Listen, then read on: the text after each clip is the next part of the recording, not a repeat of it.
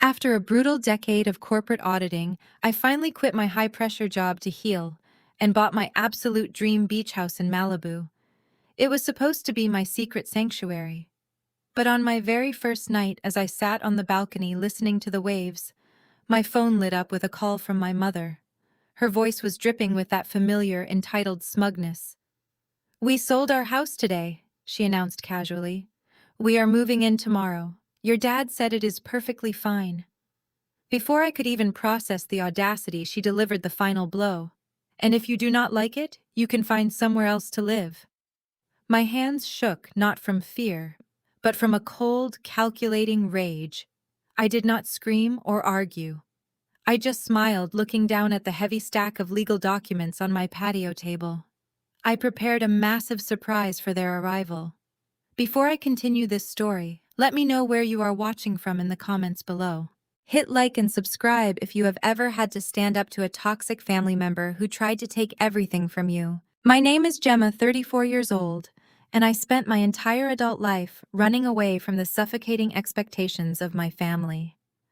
I built a highly successful career as a corporate auditor in Chicago, dissecting complex financial fraud, analyzing offshore accounts, and tearing down white-collar criminals. The money was incredible, but the stress was a slow poison. My days were filled with endless spreadsheets, corporate espionage, and constant flights across the country. But the real exhaustion did not come from the boardrooms. It came from my family back in California. For as long as I can remember, my parents, Barbara and Richard, treated me like a human ATM and a permanent backup plan. In their eyes, I was merely the financial safety net for their precious golden child, my younger brother Preston. Preston is 31 years old, perpetually unemployed, and full of brilliant startup ideas that mysteriously require hundreds of thousands of dollars in seed money. That money inevitably disappears into his gambling debts and lavish lifestyle. Every time he failed, Barbara and Richard expected me to swoop in and cover his massive losses. They would call me at 2 in the morning, demanding I wire funds to save the family reputation. I finally decided that enough was enough. The intense stress of my career, combined with their constant emotional and financial extortion, pushed me to the brink of a massive burnout. So I walked away from it all. I resigned from my prestigious firm, collected a substantial severance package, cashed out my stock options, and decided it was time to put my own mental health first. I wanted peace. I wanted the ocean. I wanted a place where my family could not find me, could not drain my bank accounts, and could not demand a spare bedroom. That is when I found the Malibu beach house. It was a stunning architectural masterpiece. 4 massive bedrooms, floor-to-ceiling windows, a wrap-around cedar deck, and a private wooden staircase leading straight down to the pristine sand. It cost a small fortune, but I had worked 80-hour weeks for 10 long years. I earned it. Because I audit financial structures for a living, I know exactly how to hide high-value assets. I did not buy the house under my own personal name. I created a completely anonymous limited liability company called Ocean Crest Holdings. Only my trust attorney and I knew that I was the sole owner and primary shareholder of the corporation. To the outside world, I was just an ordinary tenant, renting a luxury property from a faceless corporate entity. It was the absolute perfect shield against my parasitic parents. I packed up my entire life in Chicago, drove my golden retriever across the country, and moved into my new sanctuary. The first evening, there was pure magic. The salty ocean air filled my lungs, washing away a decade of corporate anxiety. I poured myself a glass of expensive red wine, sat on the plush outdoor sofa, and listened to the rhythmic crashing of the waves against the shore. I felt completely free and untouchable. But that beautiful freedom lasted exactly 3 hours. My phone started ringing around 8 o'clock. The caller ID flashed with my mother's name. I considered letting it go to voicemail, but a lingering sense of daughterly obligation made me swipe to accept the call. I expected her usual complaints about her country club friends, or another subtle hint about Preston needing emergency cash for his latest foolish venture. I was completely unprepared for the terrifying reality of her words. Gemma, she said, not bothering to ask how my cross-country move went or how I was recovering from my resignation. Your father and I have incredible news. We just closed on the sale of our house today. The buyers gave us a fantastic cash offer, and we simply could not refuse. I frowned, taking a slow sip of my wine. That is a huge decision, Mom. Where are you going to live? She let out a high-pitched, dismissive laugh that grated against my nerves.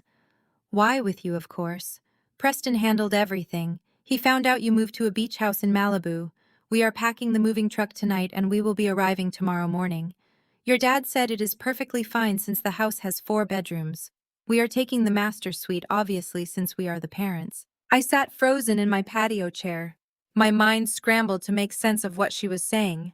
How did they even know I was in Malibu? I had been meticulously careful about my privacy. I had not posted anything on social media. I had not updated my forwarding address with anyone but the postal service. Mom, you cannot just move into my house, I said, trying to keep my voice steady and calm. I moved here to be completely alone. I need space to recover from my stressful job. You and Dad cannot just show up and claim my master bedroom. Her tone immediately shifted from falsely cheerful to ice cold. Stop being so incredibly selfish, Gemma. We sold our home to help your brother with a very important investment. We need a place to stay and you have plenty of room. Preston already arranged everything. He is so smart taking care of his parents like this. The mere mention of Preston sent a massive red flag shooting up in my mind. Preston never did anything out of the goodness of his heart, and he certainly never handled legitimate real estate transactions. This is my house. I repeated, my grip tightening dangerously on the delicate stem of my wineglass. You are not moving in here. Barbara scoffed loudly into the receiver. Do not be ridiculous. We are arriving at 9 in the morning, and if you do not like it, you can find somewhere else to live. We are family, and family helps family. See you tomorrow. The line went dead. I slowly lowered the phone, staring out at the dark, vast ocean. My hands began to shake, but the tremor had nothing to do with sadness or panic. It was pure, unadulterated fury. My own mother had just threatened to kick me out of my own home. But as the hot anger washed over me, my cold, calculating corporate auditor instincts kicked into high gear. I opened my laptop and pulled up the encrypted digital files for Oceancrest Holdings. I stared at the stamped legal documents proving my absolute, undeniable ownership of this million-dollar property. I did not know what kind of illegal scam my brother was running, or what ridiculous lies he had told my parents to get their money, but I knew one thing for certain. They were walking straight into a legal trap, and I was going to gladly snap it shut. The morning sun crested over the Pacific Ocean, casting a brilliant golden light across the hardwood floors of my living room. I had barely slept, fueled by a dangerous mix of adrenaline and espresso. My golden retriever Bailey paced nervously by the glass doors, sensing the shift in my energy. I stood on the deck in my silk robe, gripping a fresh mug of coffee, watching the private access road that wound down the cliffside toward my property. At exactly 9 o'clock, the heavy rumble of a diesel engine shattered the coastal peace. A massive white moving truck barreled down the narrow driveway, entirely ignoring the posted private property signs. Right behind it was a gleaming black luxury SUV that I instantly recognized. It was the car my parents had bought last year, using funds they claimed they needed for emergency medical expenses. The vehicle slammed into park on my crushed stone driveway. The SUV doors swung open and my family stepped out like they owned the entire coastline. Barbara emerged first, wearing an oversized sun hat and a floral resort dress, already pointing and giving sharp orders to the bewildered moving crew. Richard followed, hiking up his golf pants, looking around with a smug, evaluating gaze, as if he were inspecting a new hotel acquisition. And then came Preston. My 31-year-old brother stepped out of the driver's seat wearing designer sunglasses and a smug grin that made my blood boil. He looked entirely too pleased with himself, strutting around the luxury cars like a newly minted billionaire. I set my coffee mug on the patio table, took a deep breath of the salty air, and walked down the cedar steps to meet them. Bailey trotted faithfully at my side, letting out a low warning growl as we approached the driveway. Gemma, my mother, announced loudly, not offering a hug or even a polite greeting. Good you are awake. Tell the movers which room is yours. We need them to clear it out immediately so they can bring in the new master bedroom suite we just bought. I hope you have started packing your things. We are on a very tight schedule today. I stood my ground at the bottom of the stairs, crossing my arms over my chest. I told you on the phone last night, Mom. You are not moving in here. Turn the truck around. Richard let out a heavy sigh, pinching the bridge of his nose like I was a stubborn toddler throwing a tantrum in a grocery store. Do not start this nonsense today, Gemma. We have been dealing with real estate agents and bankers all week. We are exhausted. We sold the family house to fund Preston's new tech venture, and we need this space. You have been unemployed for weeks now. You have plenty of free time to pack a bag and find a cheap apartment in the city. Unemployed, I repeated, my voice deadly calm. I resigned from a senior director position at a global auditing firm because I was burning out from constantly bailing this family out of debt. I am taking a planned sabbatical. I am not unemployed, and I am certainly not giving up my home so Preston can fund another imaginary startup. Preston scoffed, pushing his designer sunglasses up onto his perfectly styled hair. He sauntered over to me, looking me up and down with absolute disdain. Oh, please. You quit your job because you could not handle the pressure.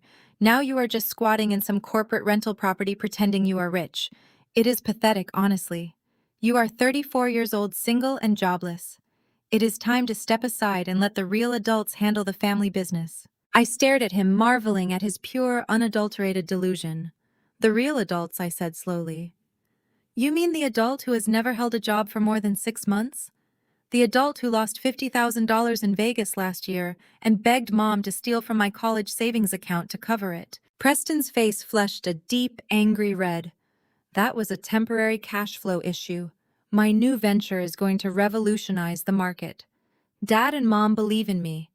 That is why they sold the house. They know a solid investment when they see one. And this house, I gestured to the stunning modern architecture behind me. How exactly does moving into a luxury Malibu beach house factor into your brilliant startup plan? Barbara stepped between us, aggressively waving her manicured hands. That is none of your concern, Gemma. Preston brokered a brilliant deal for us. He found this property, negotiated with the holding company, and secured it for us. We are the new owners. So stop acting like a jealous, bitter spinster and go pack your bags. The movers are charging us by the hour. I looked at the moving crew. 3 burly men in matching uniforms were standing by the back of their truck, looking extremely uncomfortable as they witnessed our vicious family drama unfold on the driveway. They had not unloaded a single box yet, sensing the explosive tension in the air. Nobody is unloading anything, I announced loudly, making sure the movers heard me clearly. Because nobody is moving in. This property belongs to me. I am the legal tenant and you are all trespassing. Richard stepped forward, his face turning an alarming shade of purple. He pointed a thick, accusatory finger directly at my chest. Listen to me very carefully, young lady. You do not own anything. You threw away a $200,000 salary to come out here and play the victim. You do not get to dictate terms to us. We just paid $1.5 million for this exact property. We own the ground you are standing on. I blinked, genuinely stunned by the number Richard had just confidently shouted at me. $1.5 million. That was exactly what their old suburban house was worth. They had liquidated their entire life savings, their primary residence, everything they had spent 40 years building. And they had given every single penny to Preston. You bought this house? I asked, keeping my tone deceptively flat, letting the sheer absurdity of the situation wash over me. You bought a luxury Malibu beachfront property for $1.5 million. The empty lot next door just sold for $3 million. Do you really think someone sold you this fully furnished architectural estate for half the price of dirt? Preston stepped directly into my personal space, invading my boundaries, trying to use his height to intimidate me. He sneered, a nasty, victorious smirk twisting his features. That is the beauty of having a smart son, Gemma. I found a highly motivated corporate seller who needed to liquidate assets immediately. I negotiated a private off-market cash deal. It is called being a brilliant businessman, something you would not understand since all you do is look at other people's spreadsheets all day. Now I am telling you for the last time. Go inside, pack your cheap clothes, take your dog and get off our property before I call the cops and have you physically removed for trespassing." My heart hammered against my ribs, a steady rhythmic beat of impending warfare. I was staring at a man who had not just lied to our parents, but had orchestrated a massive federal-level financial crime against his own flesh and blood. He had stolen their entire life savings under the guise of an impossible real estate transaction, leaving them functionally homeless, all while trying to violently evict me from a house I secretly owned. I looked at my mother, who was glaring at me with pure hatred, and my father, who looked ready to physically throw me out into the street. They had chosen their golden child. They had handed him their entire future on a silver platter, and they were perfectly happy to throw me to the wolves to facilitate his lies. The pain of their betrayal was quickly eclipsed by the icy calculating logic of my profession. If they wanted to play hardball over a real estate contract, I was going to give them a masterclass in corporate warfare. I held Preston's gaze, refusing to back down a single inch. "Call them," I challenged quietly. "Call the police right now, Preston. Let us see exactly who gets escorted off this property in handcuffs." Preston let out a sharp, mocking laugh that echoed off the exterior walls of the house. He did not reach for his phone. Instead, he shoved past me, marching up the cedar steps and straight through the open glass doors into my kitchen. Barbara and Richard followed him like obedient ducklings, stepping over the threshold of a house they mistakenly believed they owned. I turned and followed them inside, commanding Bailey to stay close to my side. The moment I stepped into my own kitchen, Preston aggressively unzipped a sleek leather portfolio he had brought from the luxury SUV. He pulled out a thick stack of papers bound by a heavy black clip and slammed them triumphantly onto the pristine marble countertop. "Read it and weep, Gemma," Preston said, his voice dripping with condescension. He tapped a manicured finger against the top page. "The official deed of transfer. $1.5 million paid in full, signed, sealed, and legally binding.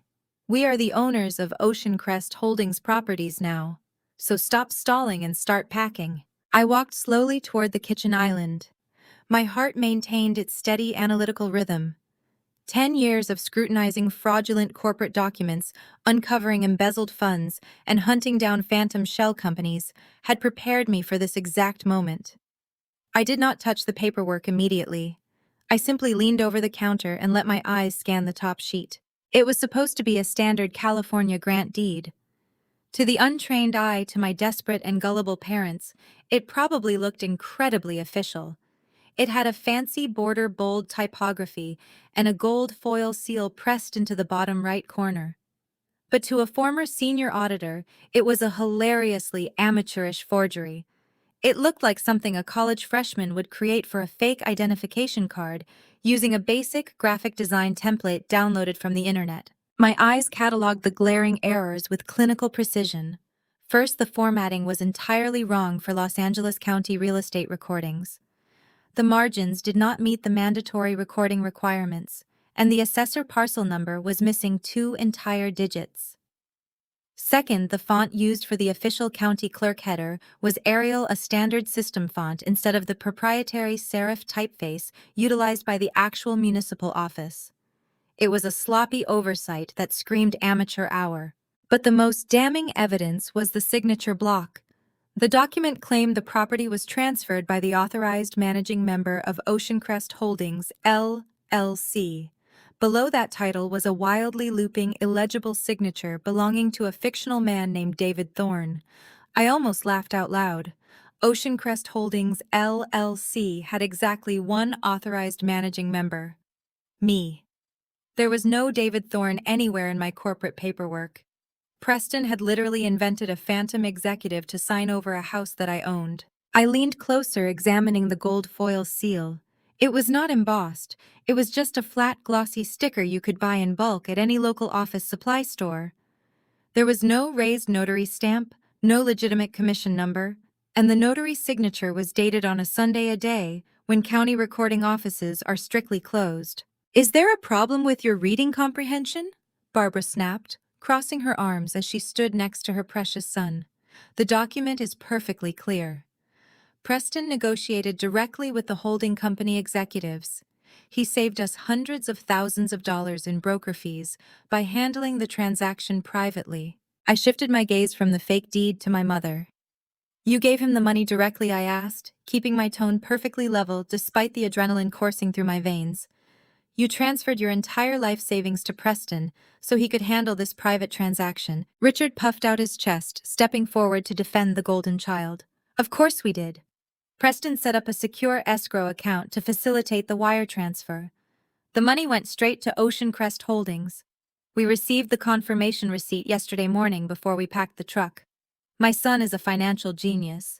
You should be taking notes instead of standing there looking foolish. A secure escrow account. The puzzle pieces clicked into place with horrifying clarity. I looked back down at the portfolio. Peeking out from beneath the fake deed was a printed wire transfer confirmation. I reached out and slid it from under the heavy clip before Preston could stop me. Hey, put that down, Preston barked, lunging forward to snatch it back. But I had already seen enough.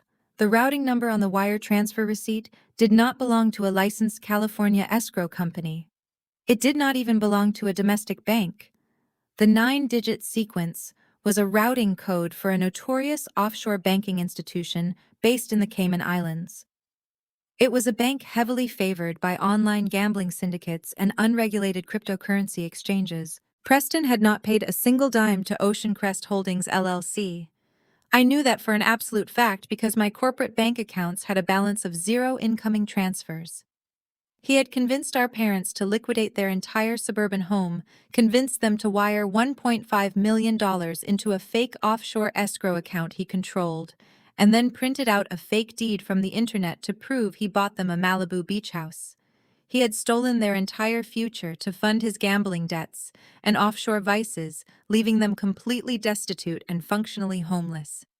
And he had chosen my specific rental house to use as his fake purchase, because he thought I was just a broke, powerless tenant who could be easily bullied into leaving. He had no idea that he had just attempted real estate fraud on the actual owner of the holding company. I slowly set the wire transfer receipt back on the marble counter. I looked at Preston. His smug confidence was still plastered across his face, but I could see the tiny beads of sweat forming along his hairline. He knew he was playing a dangerous game, but he was arrogant enough to believe he had already won. He genuinely thought I was going to pack my bags and run away crying, leaving him to deal with the fallout whenever the real owner supposedly showed up. He assumed my silence was defeat. Well, Richard demanded, slamming his hand flat against the countertop, are you done playing lawyer? You have seen the proof. The house is ours. Now go upstairs, pack your bags, and get out of my house. I did not raise my voice. I did not show an ounce of fear. I simply picked up my coffee mug, took a calm sip, and looked my father dead in the eye. I am not going anywhere, Richard. That piece of paper is completely worthless. Barbara let out a dramatic gasp, clutching her chest as if I had physically struck her. You ungrateful, wretched girl! We are your parents. We own this property now. How dare you defy us? Preston's face darkened with genuine malice. He stepped closer, his fists clenched at his sides. I warned you outside, Gemma. You are trespassing. You do not own this place, and you do not have any right to stay here. We are the legal owners. If you do not walk out that front door right now, we are going to have you forcibly removed. I stood my ground, my eyes locked on his. The air in the kitchen grew thick with tension. This was the moment of no return. I was staring at my family, a group of people who had completely discarded me in favor of a son who was currently robbing them blind. They had willingly handed over everything they owned to a criminal, and they were actively participating in my attempted eviction. They wanted a war. They were about to get one. Richard reached into the pocket of his pristine golf pants and pulled out his smartphone. His fingers jabbed at the screen with aggressive, self-righteous force as he dialed 911. He turned his back to me, slightly puffing out his chest as he prepared to deliver the performance of a lifetime to the local emergency dispatcher. Yes, hello, I need officers at my property immediately, Richard barked into the receiver, his voice trembling with manufactured distress. We just purchased a home in Malibu and there is a hostile squatter refusing to leave. She is becoming highly aggressive and we feel threatened. Yes, we have all the legal paperwork proving our ownership. Please hurry. He ended the call and slipped the phone back into his pocket, turning to face me with a look of absolute triumph.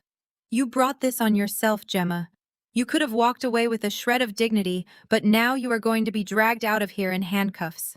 Barbara stepped up beside him, adjusting her oversized sun hat and smoothing the fabric of her floral dress. She looked at me not as a mother looks at a daughter, but as a wealthy socialite looks at a nuisance on the sidewalk. It really is a shame you turned out this way. She sighed, her tone dripping with fake pity. Preston warned us you might have a mental break after losing your corporate job. A single unemployed woman in her 30s, it is just sad. We tried to give you grace, but you leave us no choice. Preston leaned against the marble kitchen island, crossing his arms and flashing a picture-perfect smile. You should go pack a bag before the cops get here, sis. It will save you the embarrassment of being paraded out in your pajamas. I did not move a single muscle. I stood beside my golden retriever Bailey, resting my hand gently on his head to keep him calm. The contrast between my family's manic theatrical energy and my icy analytical silence seemed to unnerve Preston just a fraction, but he quickly masked it with another arrogant smirk. 10 agonizing minutes passed before the sound of heavy tires crunching on the gravel driveway signaled the arrival of law enforcement. 2 Malibu sheriff deputies stepped up to the open glass doors. The older deputy, a man with graying temples and a stern expression, took the lead while his younger partner stood back, assessing the tension in the room. "Officer, thank goodness you are here," Richard exclaimed, rushing forward with both hands raised in a gesture of helplessness. "I am Richard, the legal owner of this estate. My wife and I just drove down here after closing a massive cash deal on this property, and this woman is refusing to vacate." The older deputy held up a hand to pause my father's frantic speech. "Let us take this one step at a time, sir. Who exactly is this woman?" Barbara let out a dramatic trembling sigh, pressing a hand to her chest. "She is our daughter, officer. It breaks my heart to say this, but she is deeply unwell. She recently failed out of her high-paying career in Chicago and has been squatting here pretending she lives this luxurious lifestyle. She is incredibly jealous of her younger brother who actually brokered the purchase of this home for us." Preston seized his cue perfectly. He stepped forward, radiating the calm, trustworthy energy of a successful young professional. He handed the leather portfolio directly to the older deputy. "Here is the deed, officer. $1.5 million paid in full and signed over by the managing member of the holding company. We have the wire transfer receipts right behind it. We gave her plenty of notice to pack her things, but she is completely delusional." The deputy opened this portfolio and scanned the fake California grant deed. He was a patrol officer, not a forensic accountant or a fraud investigator. To him, standing in a kitchen on a Sunday morning, the gold foil seal, the bold typography, and the official-looking signatures appeared legitimate enough to support my family's story. The deputy turned his stern gaze toward me. "Ma'am, is this true? Are you refusing to leave a property that has been legally sold?" I met the deputy's eyes with complete composure. "That document is a fraudulent forgery, officer. I am the sole legal occupant of this house, and I have never authorized any sale to these people. My brother is running a financial scam on my parents, and that piece of paper was likely printed off the internet yesterday." Richard exploded, stepping aggressively toward me before the younger deputy intervened. "Listen to her lies. She is a bitter failed spinster trying to steal our retirement home. Throw her out." The older deputy sighed heavily, closing the leather portfolio and handing it back to Preston.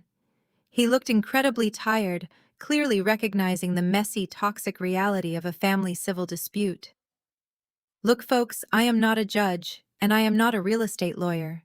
I cannot verify corporate holding company structures or wire transfers right here on the kitchen counter.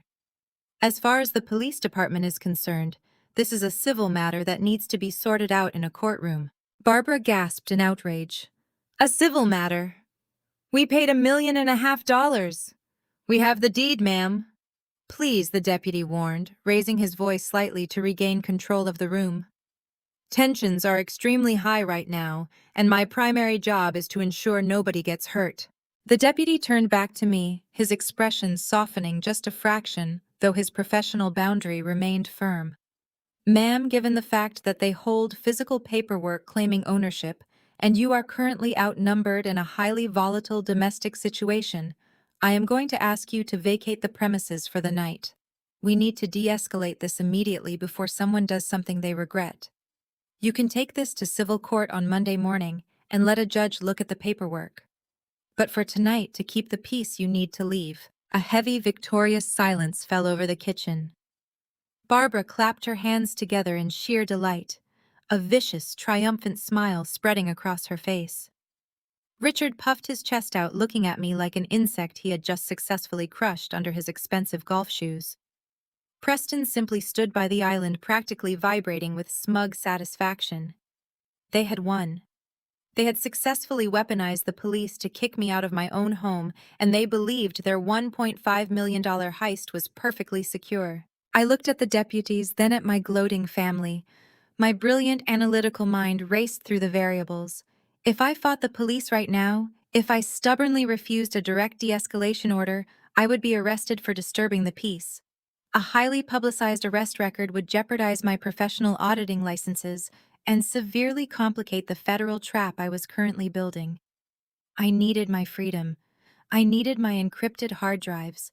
And more importantly, I needed to leave them alone in this house so they could confidently dig their own graves. I gave the deputy a slow, compliant nod. Fine, I said, my voice completely devoid of emotion. I will pack an overnight bag and leave to keep the peace. Preston chuckled, a low, nasty sound that scraped against the pristine marble counters. Make sure you take the mutt with you, he sneered. We are replacing these floors anyway, but I do not want dog hair on my new furniture. I did not grant him the satisfaction of a response. I simply turned on my heel and walked up the floating glass staircase to the master suite. My family erupted into quiet, celebratory whispers downstairs, completely blind to the fact that their petty surface-level victory was exactly what I needed. By forcing me out the front door, they had just locked themselves inside a heavily surveilled, heavily documented federal crime scene. Once inside the master suite, the heavy oak door clicked shut behind me, sealing off the muffled sounds of my family gloating downstairs. I stood in the center of the spacious room, taking a deep breath. There were no tears. There was no panic.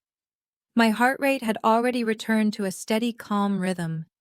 In the corporate auditing world, panic is the enemy of strategy. I walked over to my walk-in closet and pulled down my sleek black suitcase.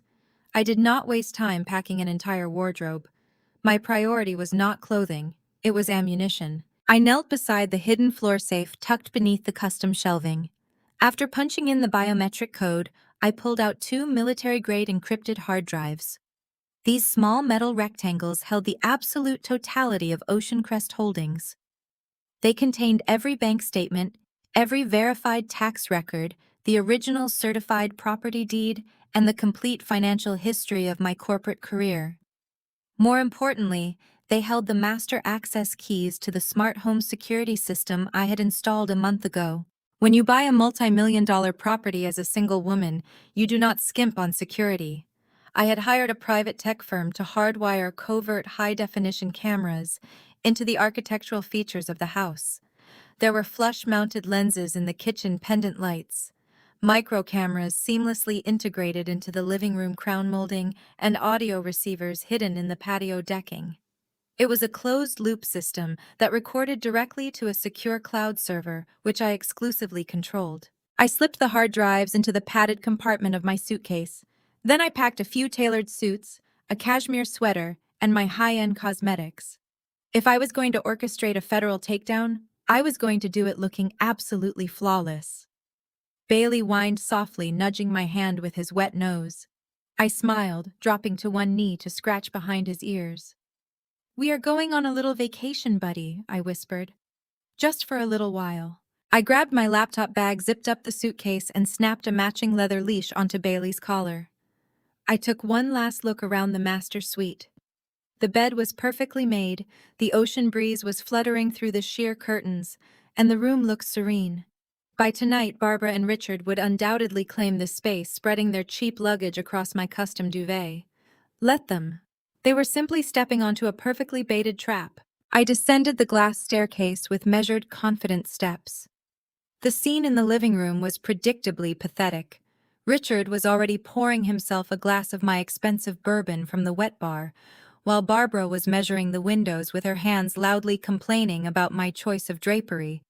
Preston was slouched on my Italian leather sofa, his muddy designer sneakers resting casually on the pristine upholstery. The two sheriff deputies stood near the front door, looking relieved that I was complying without a physical altercation.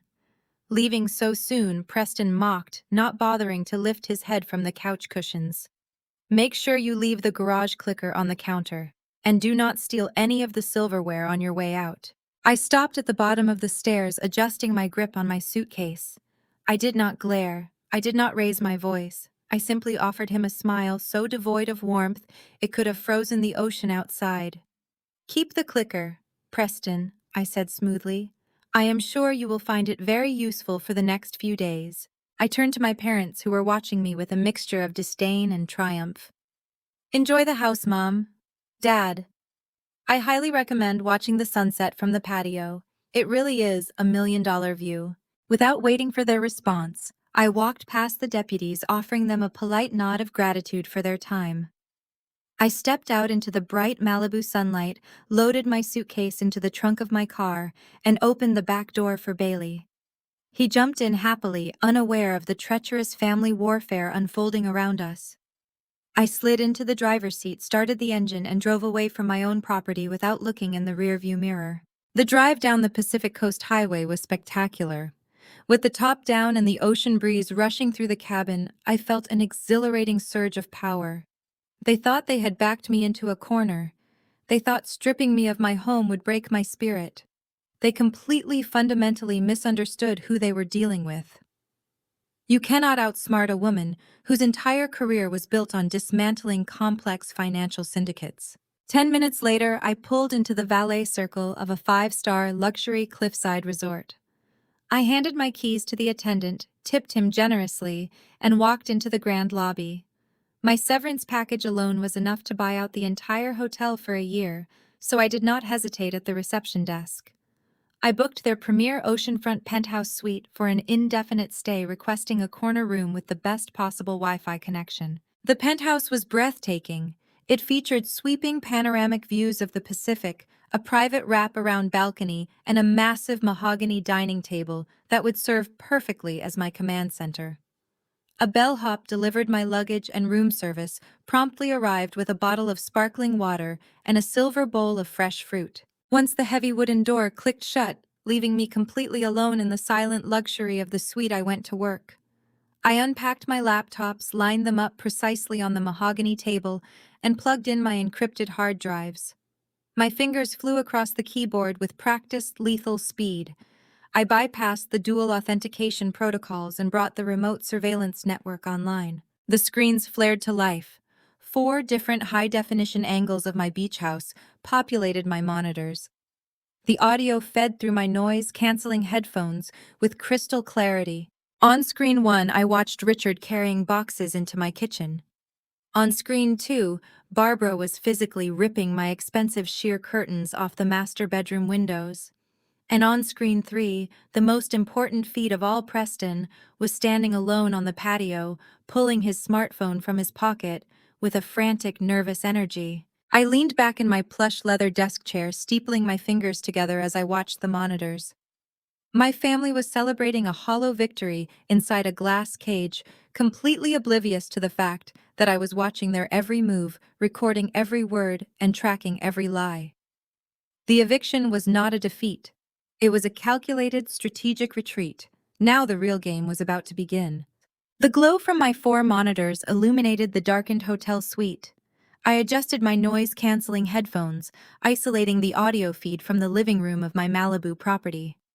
The high-definition cameras I had seamlessly integrated into the crown molding provided a crystal-clear view of the chaos unfolding inside my home. The moving crew had finally begun hauling heavy cardboard boxes and cheap, oversized furniture through my custom mahogany front doors. I watched with clinical detachment as a massive, gaudy floral sofa was shoved into the center of my minimalist living room, completely clashing with the sleek aesthetic I had carefully curated. My fingers flew across my laptop keyboard, initiating a screen recording protocol. In the corporate auditing world, evidence is the only currency that matters. I was not just watching my family invade my space. I was archiving a meticulously time-stamped digital record of trespassing, unauthorized entry, and impending property damage. Every movement they made was being logged directly to a secure encrypted cloud server that they could never access. The audio feed crackled to life, picking up the sharp grating sound of my mother's voice. Barbara strutted through the open-concept kitchen, running a critical finger along the edge of my imported Italian marble countertops. She wrinkled her nose, looking around the pristine space with profound disappointment. "It is just so sterile," Barbara complained loudly, her voice echoing through the vaulted ceiling. "Honestly, you would think a woman making her kind of money would have better taste. It looks like a dentist's waiting room. There is absolutely no warmth." Richard trailed behind her, carrying a cardboard box labeled with his golf trophies. He dumped the box unceremoniously onto my custom glass dining table, wincing as the heavy cardboard scratched the delicate surface. "What do you expect from Gemma?" Richard grumbled. "She has always been cold. No husband, no children, just spreadsheets and numbers. Thank God Preston stepped in and secured this property for us. We can finally strip all this modern nonsense out and make it feel like a real family home. A home with actual heart and soul." I sat in my plush hotel chair, sipping my sparkling water. Their insults, which would have gutted me a decade ago, now simply amused me. They were standing in a $1.5 million architectural masterpiece, completely blind to its value, tearing down my character to justify their blatant theft. They needed me to be the villain, so they could play the victorious heroes of their own twisted narrative. But the real entertainment began when Preston strolled into the frame. He had abandoned his frantic pacing on the patio and joined our parents in the main living area. He pointed toward the magnificent structural partition that separated the kitchen from the formal dining room. It was an intricately designed wall, clad in reclaimed cedar, specifically engineered to support the massive weight of the second-story master suite. "This has got to go," Preston announced, slapping his hand against the beautiful wood finish. "It completely ruins the flow of the room. We need a massive open-concept floor plan. If we are going to host investors and throw huge parties, we cannot have this ugly barrier blocking the ocean view from the kitchen." Richard nodded enthusiastically, completely captivated by his son's brilliant vision. "You are absolutely right, Preston. We should knock it down right now. Why wait for expensive contractors? I have my heavy tools in the back of the SUV. Let us open this space up before the sun goes down. It will be our first real renovation as the new owners." I leaned forward, my eyes widening slightly as I stared at the monitor. My hands hovered over the keyboard. They were not seriously going to do this. That cedar wall was not a cosmetic partition. It was a primary load-bearing wall. Removing it without structural steel beams and a licensed contractor would severely compromise the integrity of the entire second floor. It was a catastrophic architectural violation, not to mention wildly illegal, without municipal building permits. Within 10 minutes, Richard and Preston marched back into the living room wielding heavy steel sledgehammers they had retrieved from their luxury SUV. Barbara stood safely off to the side, clapping her hands in delighted anticipation. "This is going to be so refreshing," she cheered, completely ignorant of the disaster about to unfold. Preston swung the first blow.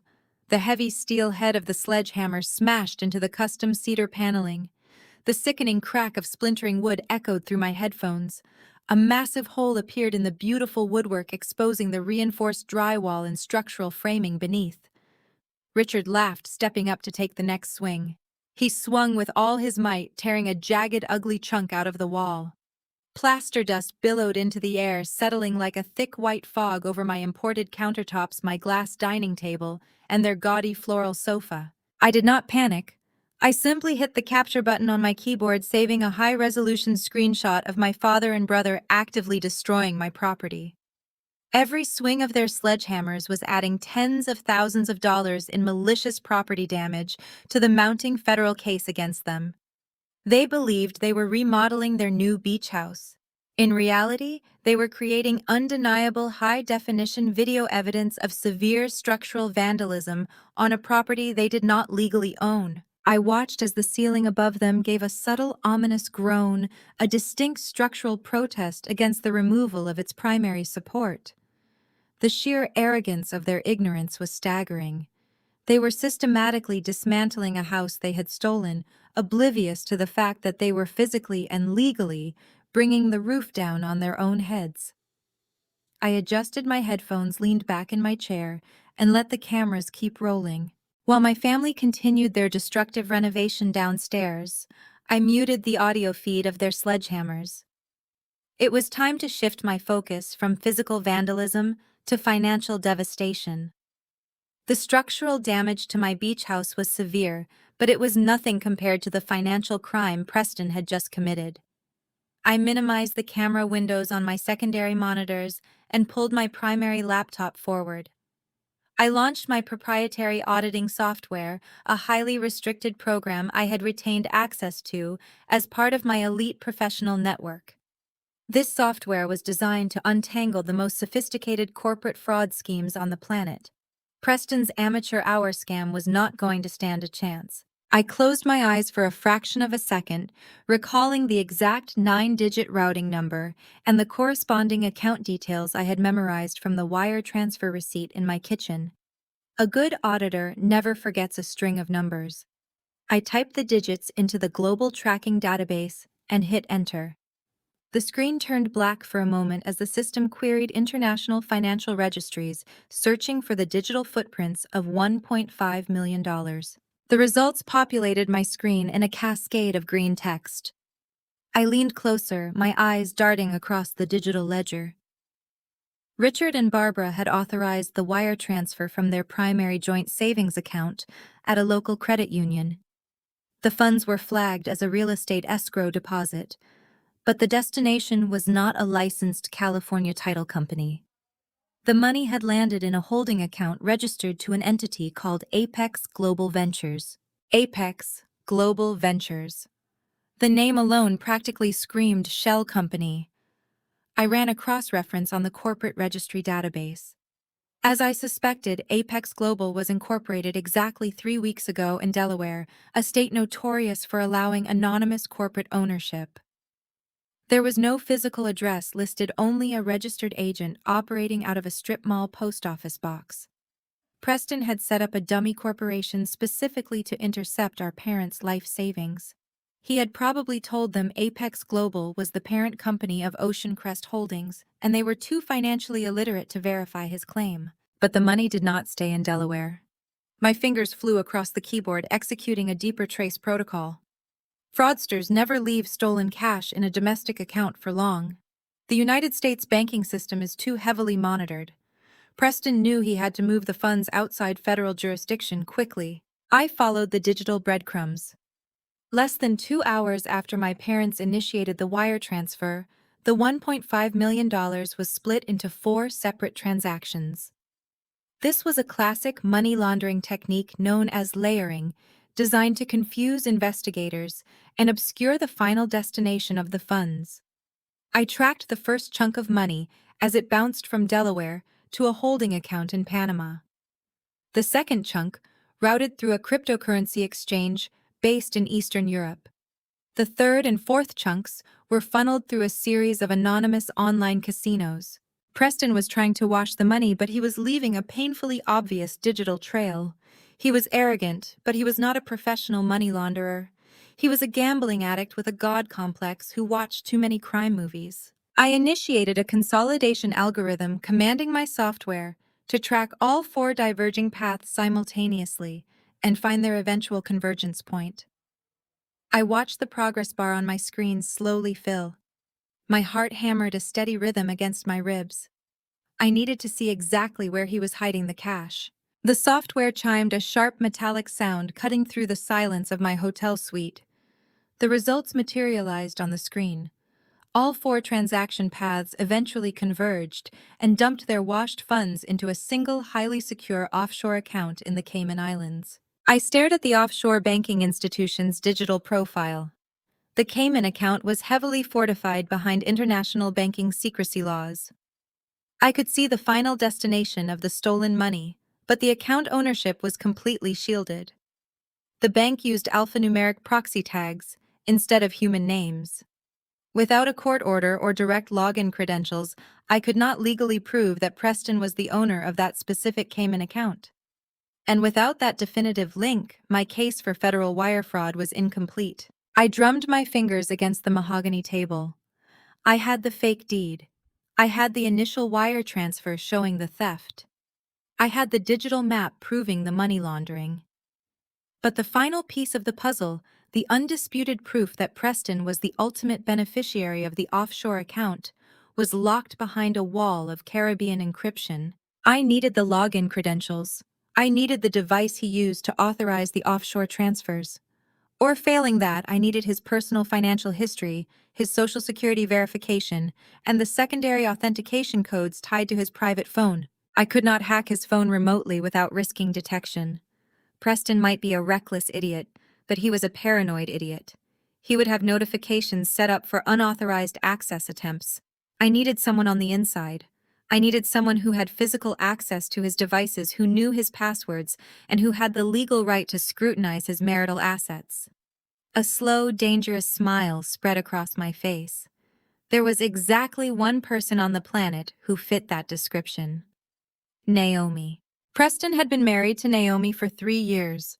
She was a brilliant, sharp-witted woman who worked as a financial attorney in downtown Los Angeles. My family had always treated Naomi with a sickening blend of fake politeness and subtle, condescending microaggressions. Barbara constantly made passive-aggressive comments about Naomi prioritizing her demanding career over having children. Richard often questioned Naomi about legal matters, but immediately dismissed her expert advice in favor of whatever nonsense Preston had read on an internet forum. Naomi was a powerhouse, and my family treated her like an inconvenient accessory to their golden child. I knew she was exhausted by Preston's constant financial failures and his massive fragile ego. I knew she was tired of covering his tracks and maintaining the illusion of a perfect marriage for the sake of my parents. Preston thought he had orchestrated the perfect crime because he believed nobody in the family was smart enough to catch him. He completely forgot that he was legally bound to a financial attorney, and he had just actively angered a corporate auditor. I minimized my auditing software and pulled up my private contacts. I had not spoken to Naomi in months, keeping my distance to avoid the toxic blast radius of my family. But right now, we shared a common enemy. If Preston was willing to steal $1.5 million from his own parents and launder it offshore, he was definitely hiding money from his wife. Naomi would want to know. And more importantly, Naomi would want revenge. I picked up my phone and drafted a highly secure encrypted message to her private legal email address. I did not include any incriminating details. I simply asked her to meet me for coffee at a discreet location, stressing that it involved Preston, a massive financial liability, and her own legal protection. I hit send. The trap was expanding, and I had just recruited my inside man. I did not have to wait long. Less than 15 minutes later, my cell phone vibrated on the mahogany desk. The caller ID displayed a blocked number, a standard precaution for high-tier corporate attorneys who did not want their billing hours tracked by casual acquaintances. I swiped to accept the call, bringing the phone to my ear without saying a word. In my profession, whoever speaks first loses the leverage. Gemma, a sharp, composed voice came through the speaker. It was Naomi. I am currently in the middle of negotiating a highly sensitive corporate merger. You sent a message to my encrypted firm email mentioning Preston financial liability and my personal legal protection. You have exactly 60 seconds to explain why I should not block your number and walk back into my boardroom. I smiled at the sheer efficiency of her tone. Naomi was a powerhouse. As an African-American woman who had fought her way to a senior partnership at a cutthroat Los Angeles law firm, she did not tolerate inefficiency or drama. Over the past 3 years, I had watched my mother Barbara inflict a relentless campaign of subtle, smiling microaggressions against her. At Thanksgiving dinners, Barbara would make pointed, condescending remarks about Naomi wearing her hair in natural protective styles, instead of chemical blowouts, or casually suggest that Naomi was perhaps too aggressive and masculine for prioritizing her legal career over giving Preston children. Richard would constantly undermine her intelligence, asking her legal questions only to loudly disagree with her expert answers because of a blog post he had read. And through all of it, Preston had never defended her. He just sat there swirling his expensive scotch, completely indifferent to the toxic environment his family created for his wife. Naomi had endured it with icy, impeccable grace, treating my parents like mildly annoying clients she was forced to placate. But I knew she despised them.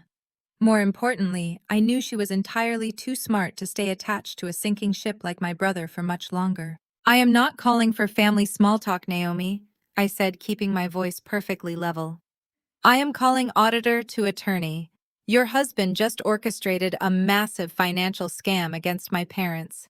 He convinced them to liquidate their primary residence, took their $1.5 million, and routed it through a Delaware shell company straight into an anonymous offshore account in the Cayman Islands." The silence on the other end of the line was absolute. I could practically hear the gears turning in Naomi's brilliant legal mind as she processed the gravity of my words. "That is a very serious accusation, Gemma," she replied, her voice dropping an octave, completely stripping away the polite family facade. "If you are angry about whatever petty drama your parents are currently involved in, leave me out of it. I do not have time for Preston's usual financial incompetence." "This is not his usual incompetence," I countered smoothly. "This is federal wire fraud. He printed a fake California grant deed from the internet and told them he bought my Malibu beach house. They are currently standing in my living room with sledgehammers destroying my load-bearing walls because they think they own the property. But the money is gone, Naomi. And here is why you need to care. Preston is unemployed. You are the primary breadwinner. You file your taxes jointly. When the FBI traces that Cayman Islands account, the federal government is going to look directly at your law firm's salary and your personal assets to recover the stolen funds. He is using your marital financial umbrella to shield his money laundering." A sharp intake of breath echoed through the receiver. As a financial lawyer, Naomi knew exactly how devastating the legal doctrine of joint and several liability could be. If the federal government decided she was a complicit spouse, they could freeze her bank accounts, seize her investment portfolios, and completely destroy the prestigious legal career she had sacrificed everything to build. Preston was not just ruining his parents. He was dragging his highly successful wife straight into a federal indictment. "Do you have proof?" Naomi demanded. Her voice was no longer dismissive, it was lethal. "I have the digital trace of the wire transfers I confirmed. I have the shell company incorporation documents. I have high-definition video of the property damage. What I do not have is the final link. I need the login credentials or the secondary device authentication that ties Preston to that specific offshore account. I know you have access to his home office. I know you know how to bypass his superficial security measures. I need an inside man, Naomi. And you need to legally distance yourself from a federal criminal before the ink on the warrants dries." I could hear the faint, muffled sound of Los Angeles traffic in the background.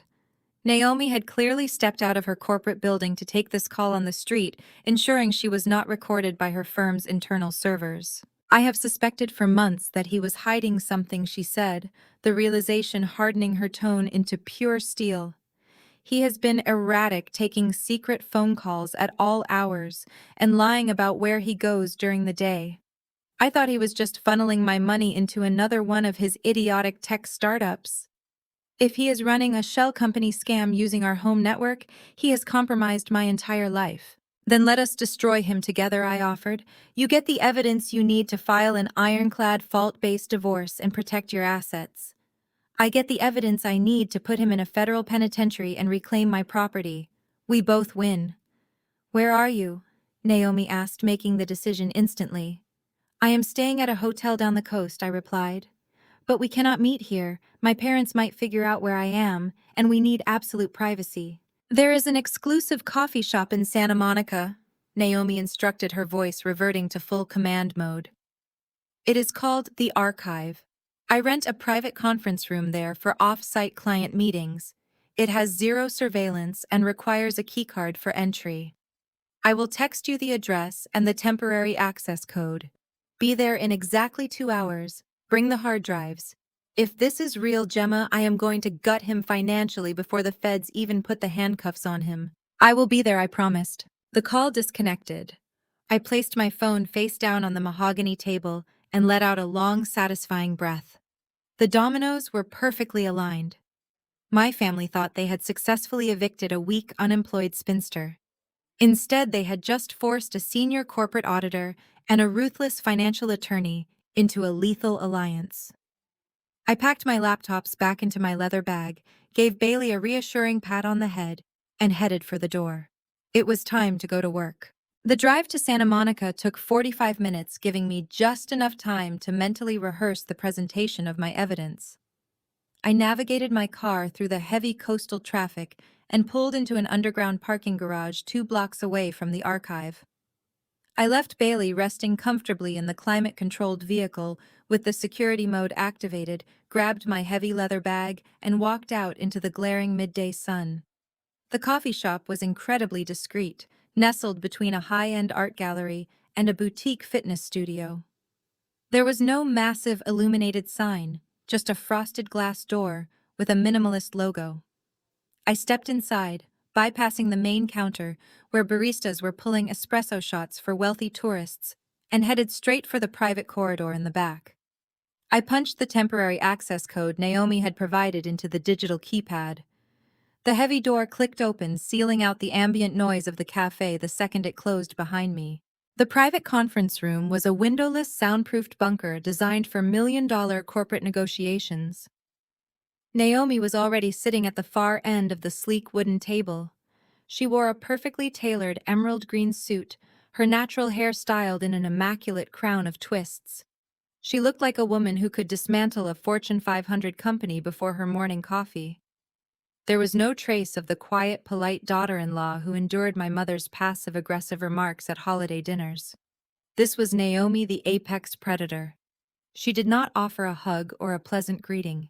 She merely pointed a perfectly manicured finger at the empty chair across from her. "Sit down and show me everything," Naomi commanded, her dark eyes entirely devoid of warmth. I did not waste time with pleasantries. I unzipped my leather bag and pulled out my primary laptop, plugging in the encrypted hard drive. While the system booted up, I slid a physical manila folder across the smooth surface of the table. "Open it," I said. "That is a copy of the fake California grant deed your husband used to steal my parents' life savings." Naomi opened the folder. Her eyes darted across the document, absorbing the fraudulent details with frightening speed. I watched her perfectly sculpted eyebrows twitch as she noticed the amateur formatting errors, the missing parcel digits, and the ridiculous gold foil sticker. "He actually used Arial font for a municipal county header," Naomi murmured, her voice laced with absolute disgust. "He is not just a criminal, Gemma. He is an incredibly stupid criminal." I turned my laptop screen toward her. "It gets much worse, I promised. I am the sole owner and managing member of Ocean Crest Holdings, LLC. Preston photoshopped a fake executive named David Thorne to sign over a house that I own. But the real crime is the money trail." I pulled up the digital ledger. I watched him convince Barbara and Richard to wire $1.5 million directly into a Delaware shell company called Apex Global Ventures. I explained, pointing to the highlighted transactions. From there, I tracked the funds as he layered them through Panama and an Eastern European cryptocurrency exchange. The money finally landed in an anonymous offshore holding account in the Cayman Islands. I waited for the shock. I expected her to gasp, to deny it, or perhaps to shed a tear for the catastrophic implosion of her marriage. Instead, Naomi leaned back in her leather chair, stared at the ceiling, and let out a sharp, chilling laugh. It was a cold, humorless sound that contained 0% heartbreak and 100% vindication. She laughed until she had to wipe a stray tear of pure amusement from the corner of her eye. "I thought he was just an incompetent narcissist," Naomi said, shaking her head as she looked back down at the fake deed. "But he actually crossed the line into federal wire fraud. He just handed me the silver bullet I have been looking for." She reached down, lifted her designer briefcase onto the table, and snapped the brass locks open. "It is my turn to share, Gemma. You think you are the only one who has been doing forensic accounting this week." Naomi pulled out a thick stack of bank statements highlighted in red and yellow ink. 2 weeks ago, I noticed a massive discrepancy in our primary joint checking account, she explained, sliding the papers toward me. Preston claimed he was moving funds around to invest in a highly exclusive tech incubator. But I am a financial attorney. I do not take my husband's word for anything regarding my money. I quietly ran a deep audit on every single account we share. Over the past 8 months, Preston has systematically drained $400,000 of my personal earnings. He funneled it all into high-stakes offshore sports betting and underground poker syndicates. I stared at the statements tracing the massive frequent withdrawals. He lost everything, I realized, the pieces of his frantic behavior suddenly making perfect sense. He lost your money, and he was completely desperate. Naomi nodded, her jaw clenching with barely contained fury. The loan sharks were clearly circling. He needed a massive influx of cash to cover his debts and replace the money he stole from me before I noticed it was gone. That is why he targeted your parents. They were the perfect gullible marks. He knew they would liquidate their house in a heartbeat if he promised them a shiny new beach estate. He never intended to buy a house. He just needed to steal their $1.5 million to save his own skin. He is going to take them down with him, I said, feeling a surge of disgust for my parents' blindness, but an even stronger hatred for my brother's ruthless greed. Naomi reached into her briefcase one final time. She pulled out a pristine, legally binding document bound in a blue cover. She slapped it down on top of the bank statements. "Let him take them down," Naomi said, her voice dropping to a lethal whisper. "Barbara and Richard enabled this monster his entire life. They created a man who thinks he can steal from his wife and scam his parents without facing a single consequence. But he is not taking me down with him." I looked at the blue document. It was a fully drafted petition for dissolution of marriage. The paperwork was immaculate, completely filled out and ready to be filed with the Los Angeles Superior Court. "I drafted these divorce papers 3 days ago," Naomi revealed, tapping the front page. "I was just waiting for the right moment to serve him so I could financially ruin him in civil court. But your evidence changes everything. We are not just going to divorce him, Gemma. We are going to lock him in a federal prison cell." I met her gaze, seeing the exact same cold, calculating fire that burned in my own chest. We did not need to cry over the family we had lost. We just needed to execute the trap perfectly.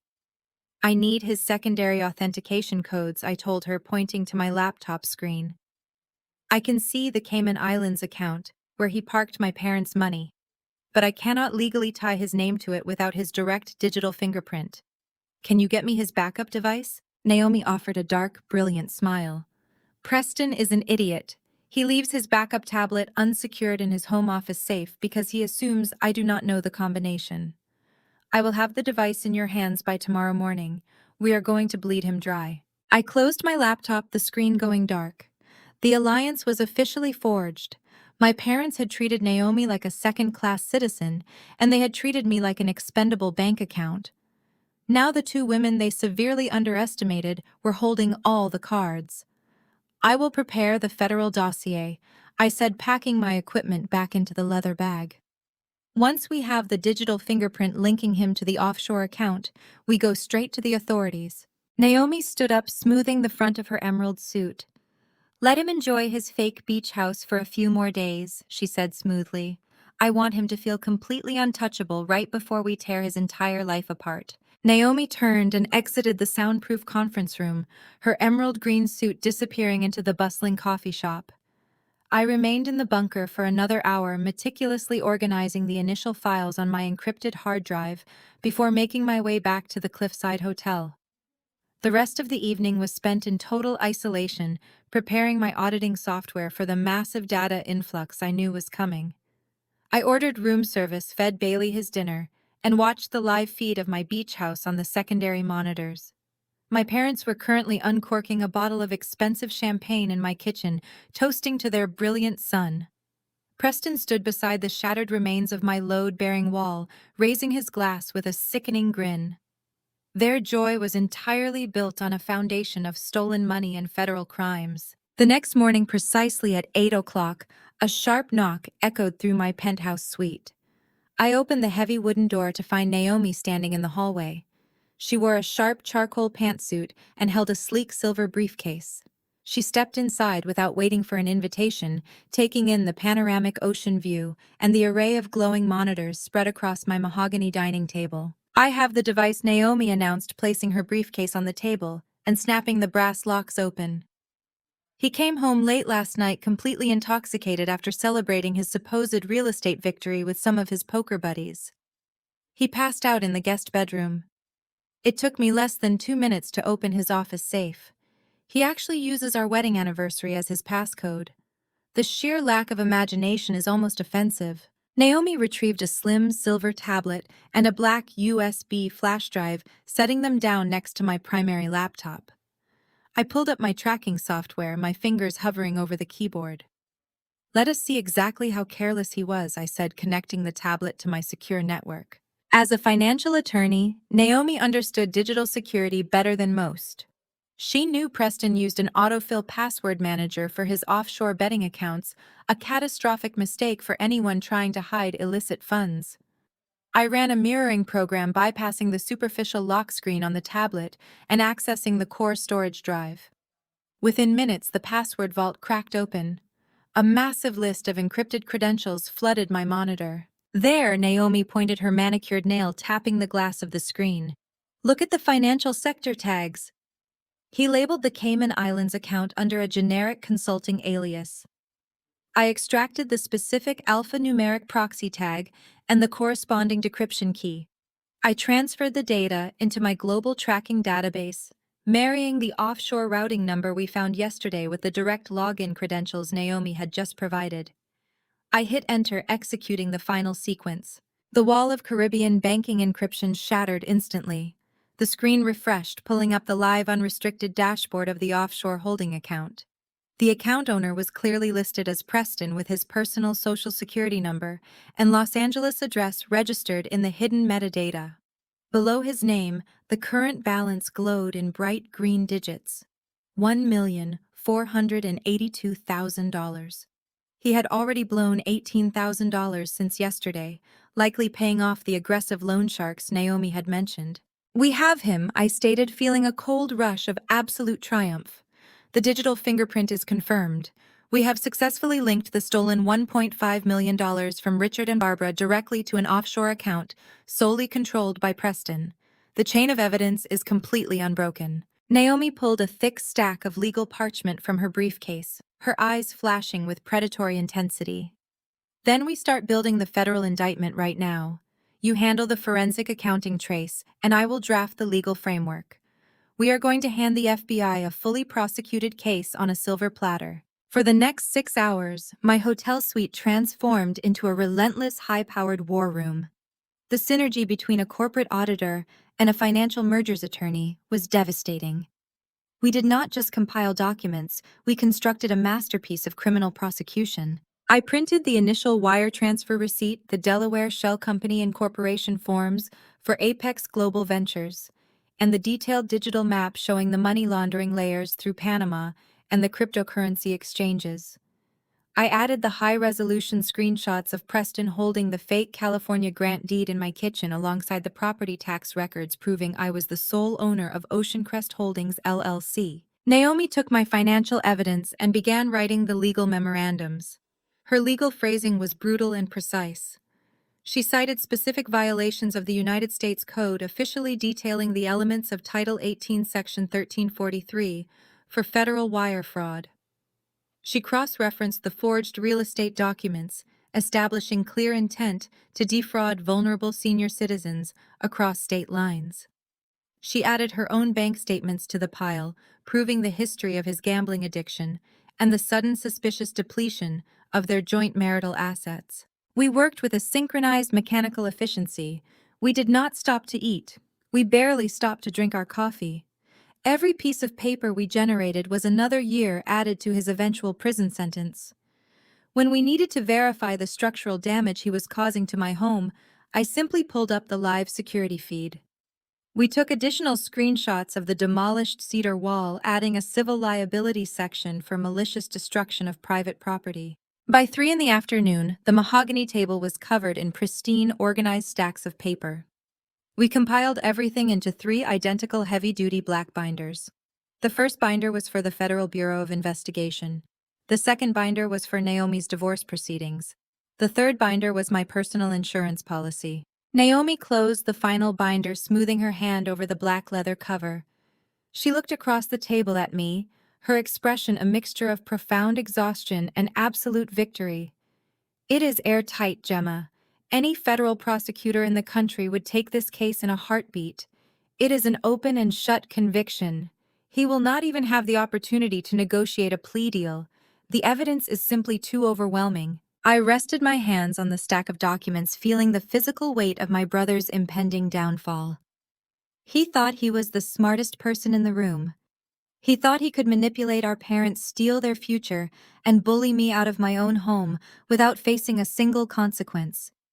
He never anticipated that the 2 women his family constantly disrespected would be the architects of his total destruction. "We have the weapon," I said, looking out at the vast expanse of the Pacific Ocean. "Now we just need the perfect stage to deploy it." Naomi checked her phone, a slow, dangerous smile spreading across her face. "Well, it looks like your parents are about to provide the perfect stage for us.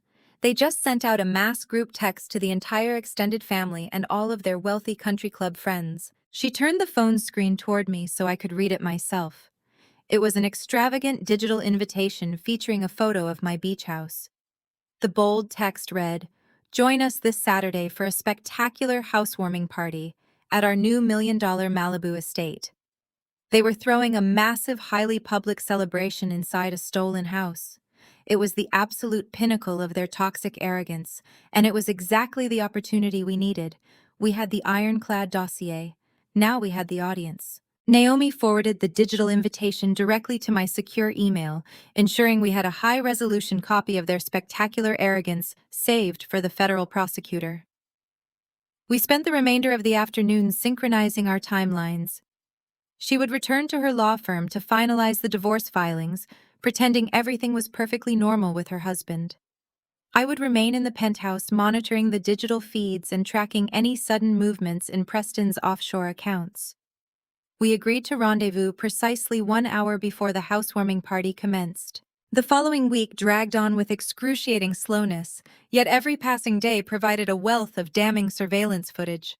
I practically lived in front of my 4 monitors. From my luxurious hotel suite, I watched my parents transform my tranquil beach sanctuary into a gaudy display of nouveau riche desperation. They hired an expensive local landscaping crew to rip out my native coastal plants, replacing them with imported water-heavy tropical palms that completely violated local zoning ordinances. They brought in a parade of overpriced interior decorators who covered my sleek minimalist furniture with hideous oversized throw pillows and metallic accent pieces that blinded the security cameras when the afternoon sun hit them. But the most infuriating moments came from the constant stream of digital communications buzzing on my phone. Barbara and Richard had not just created a digital flyer. They had initiated a massive, unescapable group text that included over 60 people. The participant list was a who is who of their suburban country club elite extended family members who had always treated me with polite indifference and various business associates my father wanted to impress. My phone vibrated on the mahogany desk. I picked it up and opened the sprawling group chat. Barbara was in her element, firing off messages with a frantic, boastful energy. "We are just so incredibly blessed," Barbara texted the massive group. "Richard and I always knew our sacrifices would pay off. Our brilliant son Preston orchestrated the most magnificent real estate deal, securing this multi-million-dollar Malibu estate entirely in cash. He is an absolute financial prodigy. We cannot wait to host you all this Saturday for champagne and caviar by the ocean." The responses flooded in immediately. Aunts, uncles, and wealthy suburbanites sent a barrage of congratulations, praising Preston's supposed business acumen and fawning over my parents' upgraded lifestyle. My father chimed in shortly after, inflating the purchase price to $2.5 million just to feed his own massive ego. Then came the message that solidified my absolute lack of mercy. Barbara sent a direct follow-up message to the entire group, explicitly tagging my phone number so the notification would flash aggressively on my screen. It is truly a shame Gemma cannot join us for the celebration. Barbara wrote, her passive-aggressive venom completely undisguised. She recently abandoned her career and is currently experiencing some housing insecurity. She had to vacate this very property because she simply could not afford the lifestyle. We are praying she finds a small, affordable apartment soon. But this Saturday is all about positive energy and celebrating Preston's massive success. I stared at the glowing screen. She had essentially announced to our entire extended family and social circle that I was a homeless, unemployed failure who had been rightfully evicted by my superior brother. She was using my supposed destitution as a dark, pathetic contrast to highlight Preston's glowing achievement. She wanted everyone to arrive at my stolen house, drink champagne on my patio, and pity the tragic spinster daughter who could not compete with the golden child. I did not reply. A seasoned auditor never alerts the target that an investigation is underway. I simply took a screenshot of the group text and dropped it into the evidence folder. It proved malicious intent and established a public timeline of their fraud. On Thursday afternoon, 2 days before the massive event, I watched the live security feed as a high-end catering company arrived at the beach house. 5 workers in crisp white uniforms began unloading crates of expensive crystal glassware, premium liquor, and massive floral arrangements. Preston strutted around the kitchen, barking orders at the catering manager while swigging from a bottle of imported beer. He was putting on a pathetic show of extreme wealth. My audio receivers picked up his conversation with a couple of his sycophantic friends who had dropped by early to admire the property. "Yeah, the market is tough right now for amateurs," Preston boasted loudly, leaning against the marble island he had tried to evict me from. "But when you have the right offshore connections and serious liquid capital, you can bypass the traditional banking bottlenecks." I basically handed my parents this estate. I am using the rest of the investment capital to launch my new tech incubator. The returns are going to be astronomical.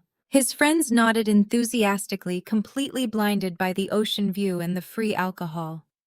Preston was literally confessing to money laundering and the unauthorized diversion of investment capital on camera while standing in a house he had zero legal right to occupy. The sheer density of his stupidity was almost breathtaking. My phone buzzed again. It was a secure message from Naomi. She had just finished a brutal day at her corporate firm and was checking in on our target. "He just charged another $12,000 to a joint credit card I purposely left unlocked," Naomi wrote. "He is funding the entire catering bill and the premium alcohol for the party using my credit line. He thinks I am too busy with the merger to review the daily statements. I am adding the fraudulent credit charges to the divorce settlement as we speak.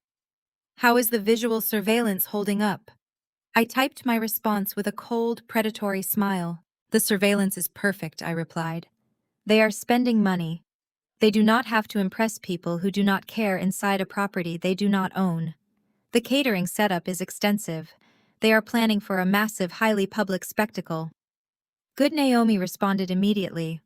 "A public spectacle requires a public execution. I will see you on Saturday." I locked my phone and returned my gaze to the monitors. Barbara was now arguing with the head caterer about the placement of an ice sculpture, demanding it be centered perfectly in front of the shattered, exposed drywall of the load-bearing partition they had destroyed. She wanted the venue to look absolutely flawless for her country club friends. She had no idea that her pristine, glamorous housewarming party was about to become the most heavily attended federal crime scene in Malibu history. They wanted to humiliate me in front of 60 people. They wanted an audience to validate their toxic family hierarchy. I was going to give them exactly what they asked for.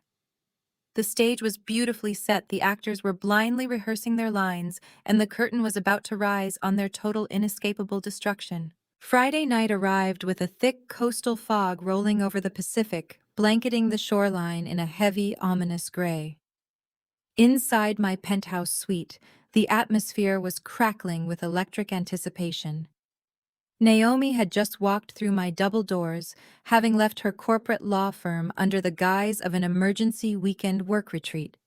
She dropped her sleek silver briefcase onto the mahogany dining table and immediately took her place beside me at the command center.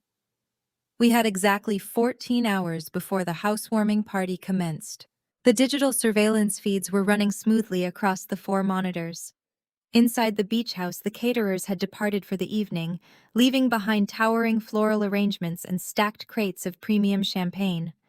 Barbara and Richard had retired to the master bedroom early, claiming they needed their beauty rest for their grand society debut tomorrow. The main living areas were dark and silent.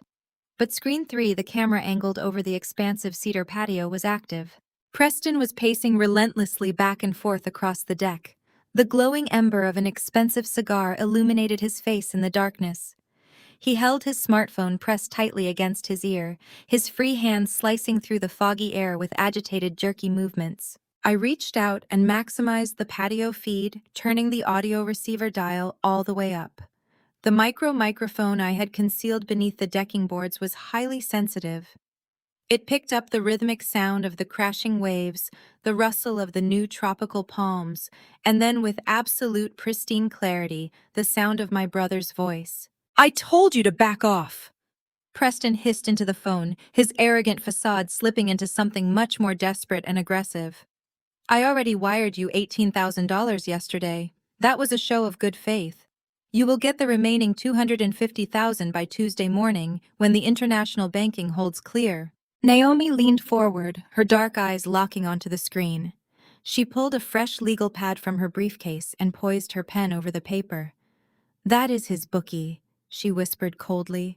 "Or worse, the loan shark who has been financing his underground poker buy-ins. Turn the gain up, Gemma. We need every single syllable." I adjusted the frequency equalizer, filtering out the background ocean noise until Preston's voice cut through the speakers like a knife. The voice on the other end of the line was muffled, but Preston's response provided all the context we could ever need. He let out a sharp, cruel laugh, taking a long drag from his cigar, before exhaling a cloud of smoke into the salty air. "Do you really think I am playing games?" Preston boasted, his massive ego overriding his survival instincts. "I am sitting on over $1 million in liquid cash." It was pathetically easy. My stupid boomer parents practically begged me to take it. They liquidated their entire suburban estate, drained their retirement portfolios, and wired $1.5 million straight into my Delaware holding account. They actually thought I brokered a private cash deal for this Malibu property. Naomi's pen flew across her legal pad, documenting the exact timestamps of the recording. "I printed a fake property deed off some cheap legal blog, slapped a gold sticker on it, and handed it to my father." Preston continued pacing toward the edge of the glass railing. "The old fool almost cried, thanking me. They are inside right now, sleeping in the master bedroom, completely oblivious. They think they own a luxury beach house. They have no idea the money is sitting safely in my Cayman Islands account." The person on the phone muttered something else. Preston scoffed, kicking a stray pebble off the deck. "No, the sister is not a problem," Preston sneered, and my own name suddenly became the topic of his confession. "She was squatting here, but we kicked her out yesterday. She is a weak, unemployed spinster who folded the second the cops showed up. She packed her little bags and ran away with her tail between her legs. She is too stupid to check the county records, and she has zero money to fight me in court. I am completely untouchable." He paused, his voice dropping into a hardened, threatening tone. "So call off your guys. I am throwing a massive party tomorrow to keep my parents distracted and happy. On Monday, I transfer the remaining funds to a crypto wallet, and by Tuesday, your debt is paid in full. Do not call this number again." Preston ended the call, shoving the phone back into his pocket. He took one last arrogant drag of his cigar, flicked the butt over the glass railing onto the pristine beach below, and strutted back inside the house, sliding the glass door shut behind him. The patio feed went silent. In the hotel suite, the silence was equally absolute.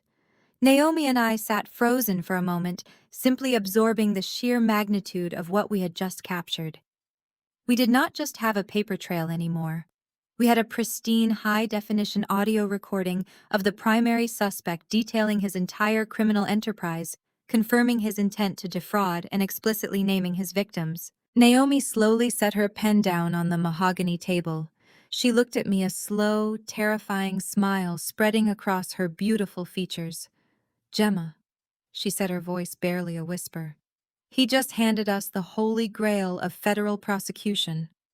I hit the command key, extracting the audio file from the cloud server and locking it directly onto our two encrypted hard drives. I felt a surge of adrenaline so powerful it made my fingertips tingle. In a single 2-minute phone call, Preston had confessed to elder financial abuse, federal wire fraud, interstate money laundering, and the malicious forgery of legal real estate documents. He had proven beyond a shadow of a doubt that he acted with deliberate predatory intent against our parents. He had confirmed that the $1.5 million was stolen, acknowledging the Cayman Islands account and his plan to further obscure the funds through cryptocurrency. That recording is the difference between a civil lawsuit and a mandatory federal prison sentence, I stated, ejecting the flash drives and placing them carefully into the final binder. He thinks he is untouchable because he thinks he is the smartest person in the room. He has no idea he just gave a signed confession to a financial attorney and a corporate auditor. Naomi snapped her silver briefcase shut, locking the duplicate evidence files securely inside. "We have the financial trace. We have the fraudulent deed. We have the proof of property destruction. And now we have the audio confession. The dossier is flawless." I looked at the digital clock on my laptop screen. It was almost midnight. The housewarming party was scheduled to begin at exactly 1 o'clock tomorrow afternoon. My parents were asleep in my house, dreaming of their high society debut. Preston was asleep in my guest room, dreaming of his offshore wealth. "It is time to make the call," I said, reaching for my cell phone. Naomi nodded, her eyes flashing with anticipation. "Make the call, Gemma. Let us burn his empire to the ground." I picked up my smartphone and dialed a secure number I had acquired during my years investigating corporate embezzlement in Chicago. Agent Harrison was a senior investigator in the Federal Bureau of Investigation, White-Collar Crime Division, based out of Los Angeles. We had collaborated on a massive pharmaceutical audit 3 years ago. He respected my meticulous forensic accounting, and I respected his absolute lack of mercy for financial predators. Harrison answered on the second ring. I told him I had a fully packaged wire fraud and international money laundering case, complete with a crystal-clear audio confession and offshore routing data. He told me to be at the federal building at 7 in the morning on Saturday. The sun was just rising over downtown Los Angeles when Naomi and I walked through the heavy glass doors of the federal building. We were escorted to a sterile, windowless briefing room on the 5th floor. Agent Harrison walked in carrying a cup of black coffee. He looked tired but exceptionally sharp. I slid the primary black binder across the metal table. Naomi placed a digital tablet next to it, preloaded with the audio file. We sat back and let Harrison do his job. He opened the binder. For 20 agonizing minutes, the only sound in the room was the turning of crisp paper and his occasional sharp intake of breath. He reviewed the fake California grant deed, the Delaware Shell Company Incorporation, and my intricate map of the cryptocurrency layering. Then Naomi tapped the screen of the tablet, playing Preston's arrogant patio confession. Harrison listened to my brother brag about duping our parents and washing the stolen cash. When the recording finally ended, Harrison slowly closed the binder. He looked at us with a mixture of professional awe and deadly serious intent. "You two basically did my entire department's job in 48 hours, Harrison said, pulling his cell phone from his jacket. "This is not just wire fraud. This is elder financial abuse, forgery, and international money laundering.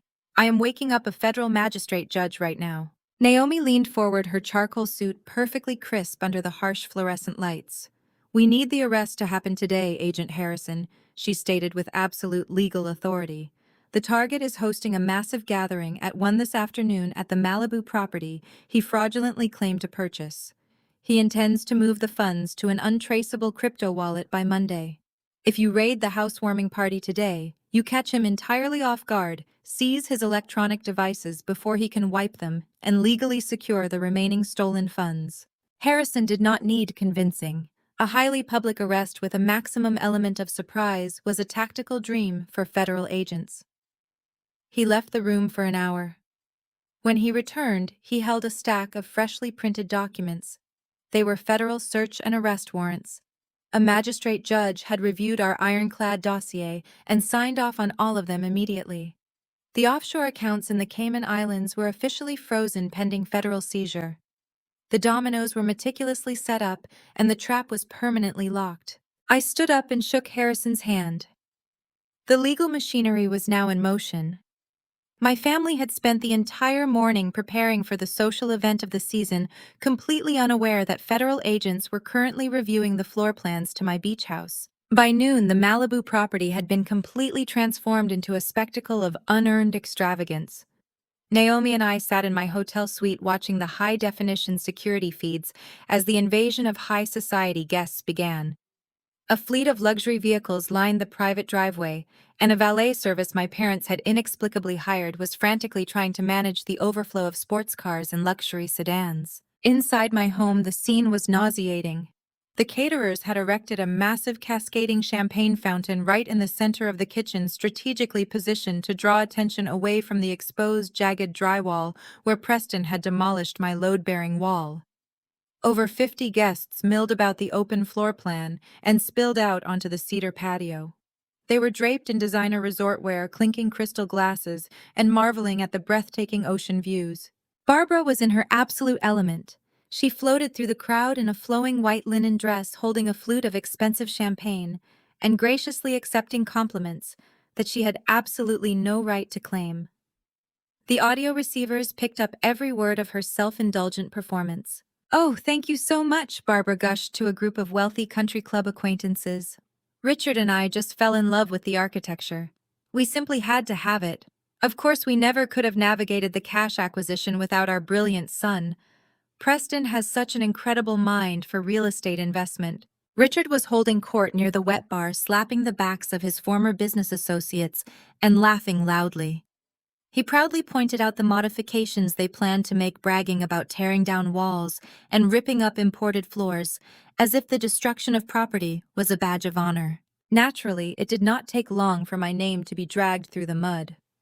A curious aunt asked Barbara where I was noting my suspicious absence from such a major family milestone.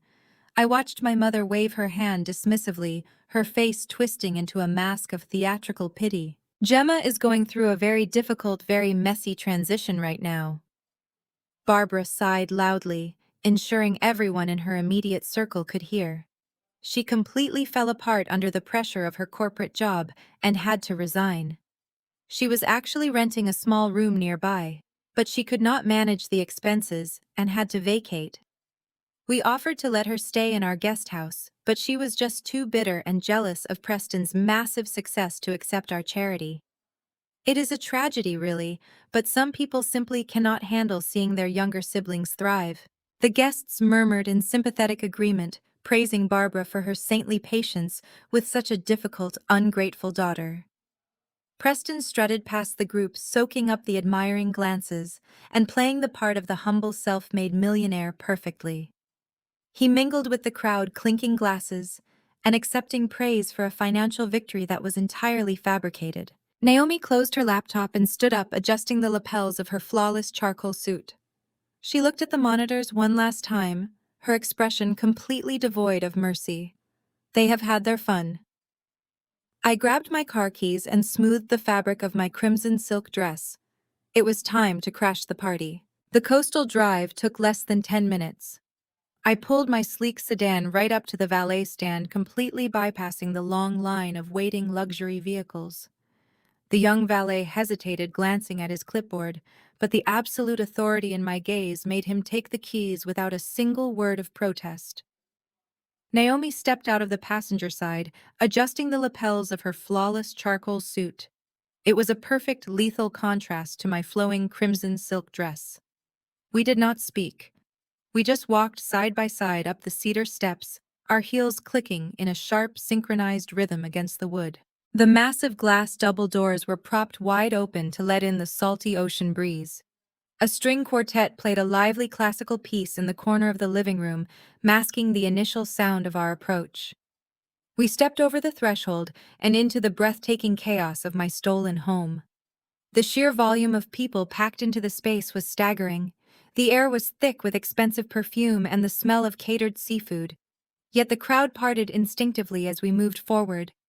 Pure unadulterated power has a specific gravity, and right now Naomi and I were pulling all the oxygen out of the room. We glided straight toward the center of the open floor plan. A wealthy socialite caught mid-sentence dropped her jaw as she stared at us. A few heads turned, then a dozen more. The confused murmurs began to ripple outward like a physical wave spreading from the kitchen to the outdoor patio. The lead violinist of the quartet noticed the sudden uncomfortable shift in the room's energy and faltered. The music sputtered and died completely, leaving only the sound of crashing waves outside and the nervous clinking of crystal glasses. Barbara was standing near the jagged remains of the destroyed lode, bearing wall holding court, with a group of country club wives. When the music stopped, she turned her head in visible annoyance. Her eyes landed on me. The color instantly drained from her face, leaving her chalky and pale before a violent, furious shade of red rushed up her neck. She dropped her elegant host facade entirely. "What are you doing here?" Barbara shrieked, her high-pitched voice echoing terribly through the silent, vaulted ceiling. "How did you even get past the gate?" The crowd parted further, revealing Preston. He was standing near the edge of the patio, a cigar dangling limply from his fingers.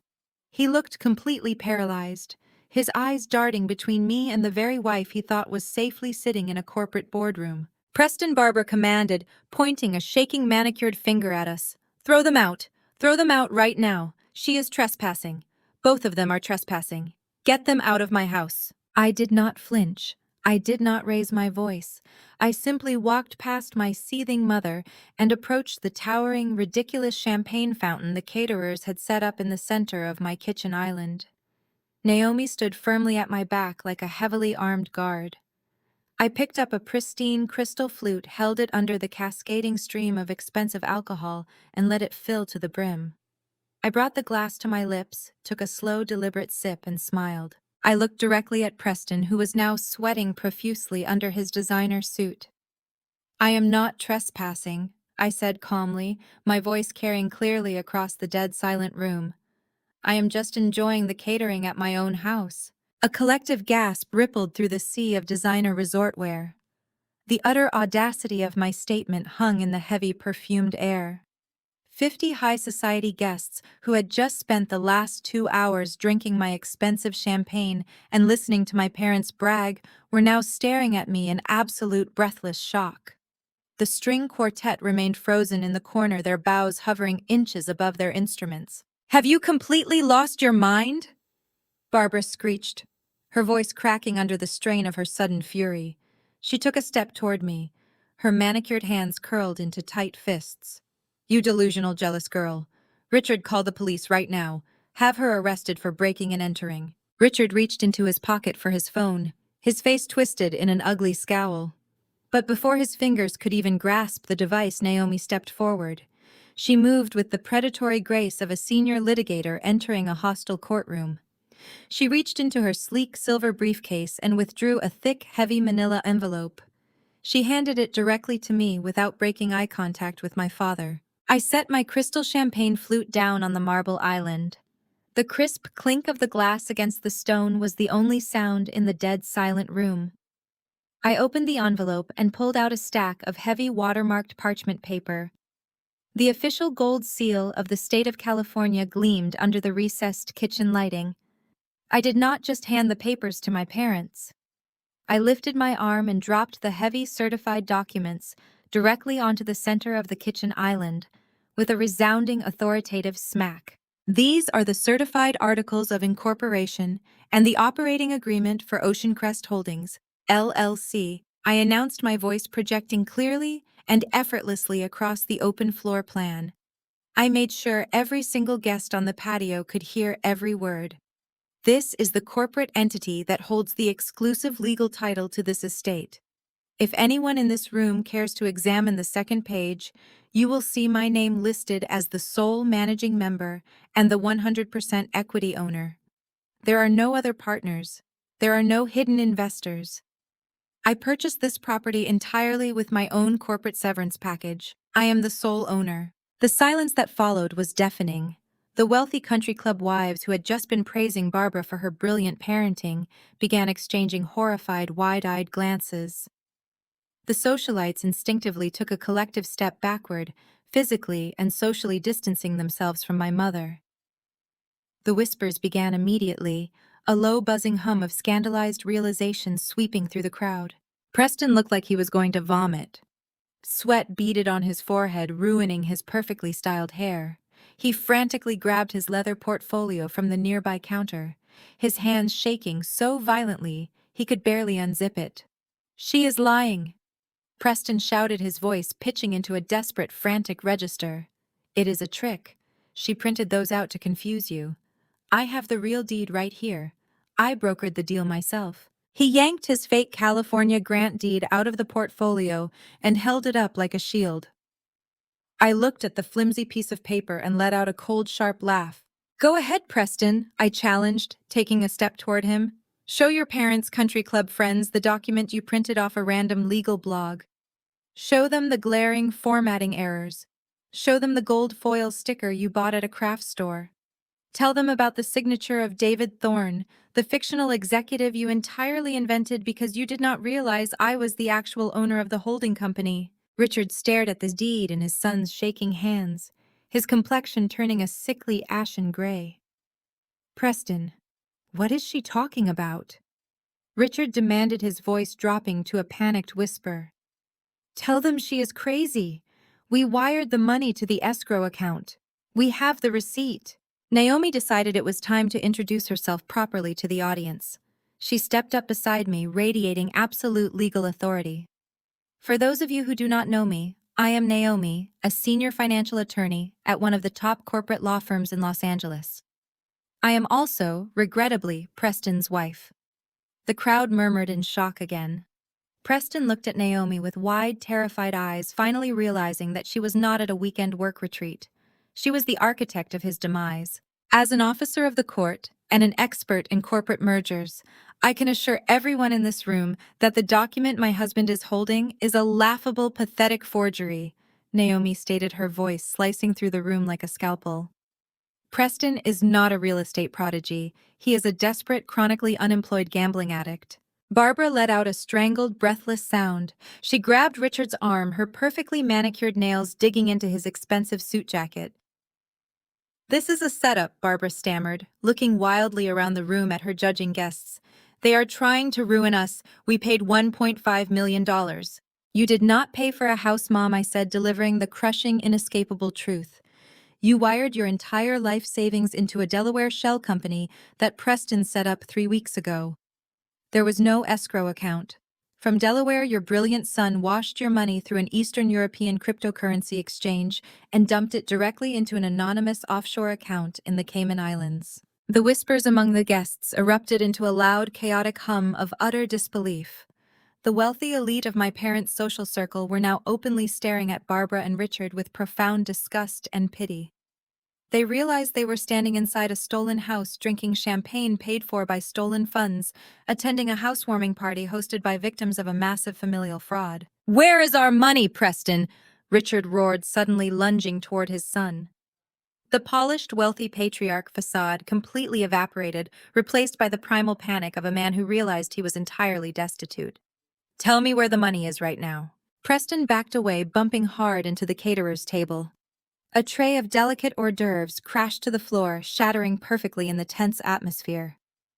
"The money is fine," Preston stammered, his eyes darting frantically toward the glass doors, as if calculating an escape route. "It is just an investment. I was going to pay you back with the returns." "He lost it," Naomi interjected coldly. "He owed hundreds of thousands of dollars to underground betting syndicates. He used your retirement funds to pay off aggressive loan sharks and save his own kneecaps. He stole your money because he had already drained my personal bank accounts, and he knew I was preparing to serve him with divorce papers." Barbara let out a piercing, agonizing scream. Her legs gave out from under her, and she collapsed onto the floor of my kitchen, weeping hysterically into her hands. The fabulous, arrogant woman who had threatened to throw me out on the street 24 hours ago was now a crumpled, homeless mess, crying on my imported hardwood floors. The guests began grabbing their designer purses and making a rapid, highly uncomfortable mass exodus toward the front door. Nobody wanted to be associated with this level of catastrophic social and financial ruin. The grand housewarming party was disintegrating in real time, transforming into a humiliating, highly public spectacle of total devastation. I stood perfectly still watching my parents' world burn to the ground. They had blindly trusted the golden child, and he had dragged them straight into hell. Preston stood frozen amid the wreckage of his shattered ego. The remaining guests were practically trampling each other to reach the front door, eager to escape the radioactive fallout of our family disaster. The clinking of abandoned champagne flutes and the frantic whispering of the country club elite formed a chaotic symphony of ruin. I watched my brother realize that his grand, carefully orchestrated illusion had completely evaporated. He was no longer the brilliant financial prodigy. He was a cornered animal, exposed and utterly defenseless. His eyes darted wildly around the kitchen, landing on the certified corporate documents resting on the marble island. Then his gaze snapped to me. The sheer panic in his expression rapidly morphed into something much more dangerous. It was raw, unadulterated primal rage. He had spent his entire life being coddled, protected, and elevated above me. The realization that I was the architect of his absolute destruction finally broke whatever fragile restraint he had left. "You ruined everything," Preston snarled, his voice guttural and dripping with venom. "You set me up. You planned this just to humiliate me because you have always been a jealous, bitter failure." He lunged forward, his hands curled into tight, violent fists, aiming directly for me. I did not flinch. I did not step back. I had anticipated a physical outburst from a man who had just lost $1 million and his freedom in the span of 5 minutes. Naomi immediately shifted her stance, preparing to intercept him, but neither of us needed to raise a hand. Before Preston could clear the space between the kitchen island and my position, a deafening screech of heavy tires tore through the coastal air. The sound of multiple high-powered engines roaring down the private access road violently interrupted his attack. Through the expansive open-glass doors of the living room, I watched 3 massive, heavily armored black SUVs skid to a halt on the crushed stone driveway, completely blocking the exit of the fleeing catering vans and luxury sedans. The heavy doors of the SUVs swung open with aggressive, synchronized precision. Over a dozen men and women wearing tactical gear and dark windbreakers emblazoned with bold yellow FBI lettering swarmed out of the vehicles. They moved with absolute terrifying efficiency, fanning out across the manicured lawn and surging up the cedar steps. "Federal agents. Nobody move." A booming, authoritative voice commanded, echoing through the vaulted ceilings of my architectural estate. "Keep your hands visible and step away from the exits." The remaining high society guests shrieked in genuine terror. Wealthy socialites dropped their designer purses and pressed themselves against the far walls, completely horrified by the sudden aggressive intrusion of federal law enforcement into their exclusive afternoon gathering. Barbara, still weeping on the hardwood floor, let out a piercing scream of pure panic, burying her face in her hands. Richard stood paralyzed near the wet bar, his face completely drained of blood, looking like a man who had just witnessed a ghost. Agent Harrison strode confidently through the front door, his badge prominently displayed on his belt.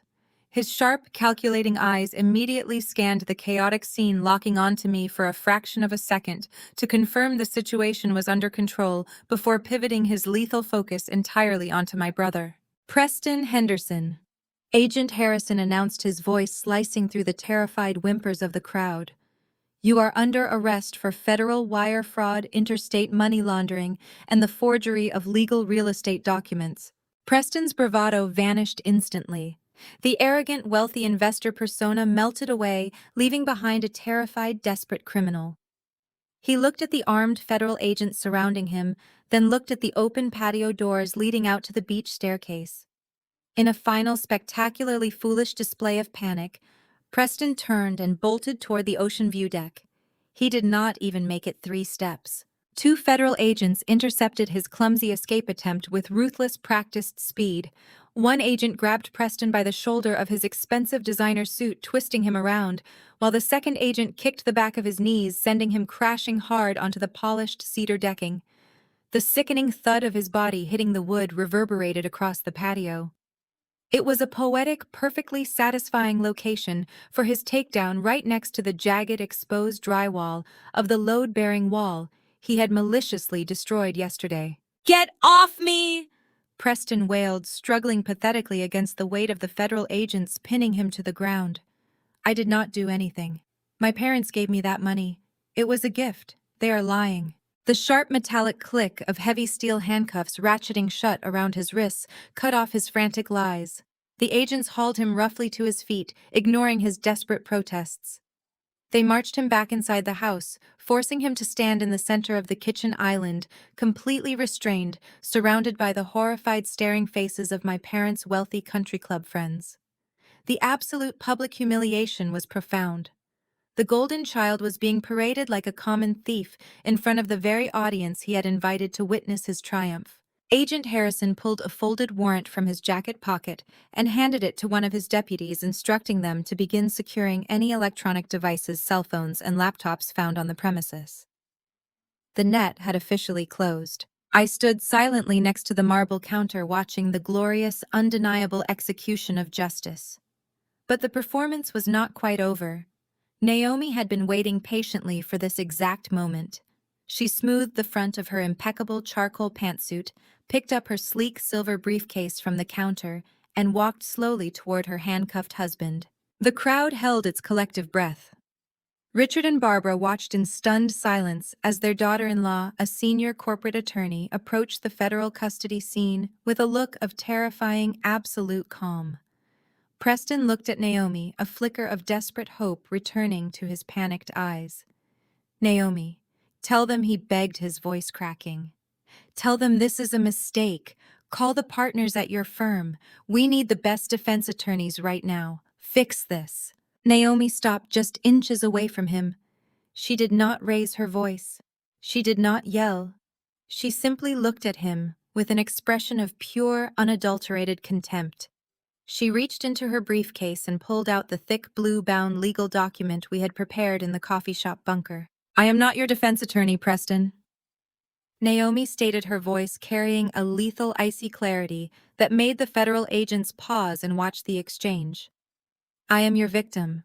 You stole $400,000 from my personal earnings to fund your pathetic gambling addiction. You compromised my home network to launder money you stole from your elderly parents. You brought federal agents to my doorstep." Preston stared at her, his jaw hanging slack, completely unable to process the betrayal. Naomi lifted the heavy blue document and slid it effortlessly into the breast pocket of Preston's ruined designer suit jacket. "You have been legally served," she announced coldly. "These are the finalized documents for the dissolution of our marriage, including a fault-based civil lawsuit for the financial damages you caused me. My legal team will freeze every single asset bearing your name by tomorrow morning. I am taking the house, the cars, and whatever dignity you have left. Do not ever contact me again." She turned her back on him instantly, walking away with the fierce, untouchable posture of a woman who had just excised a malignant tumor from her life. She took her place back beside me, a silent, powerful sentinel of justice.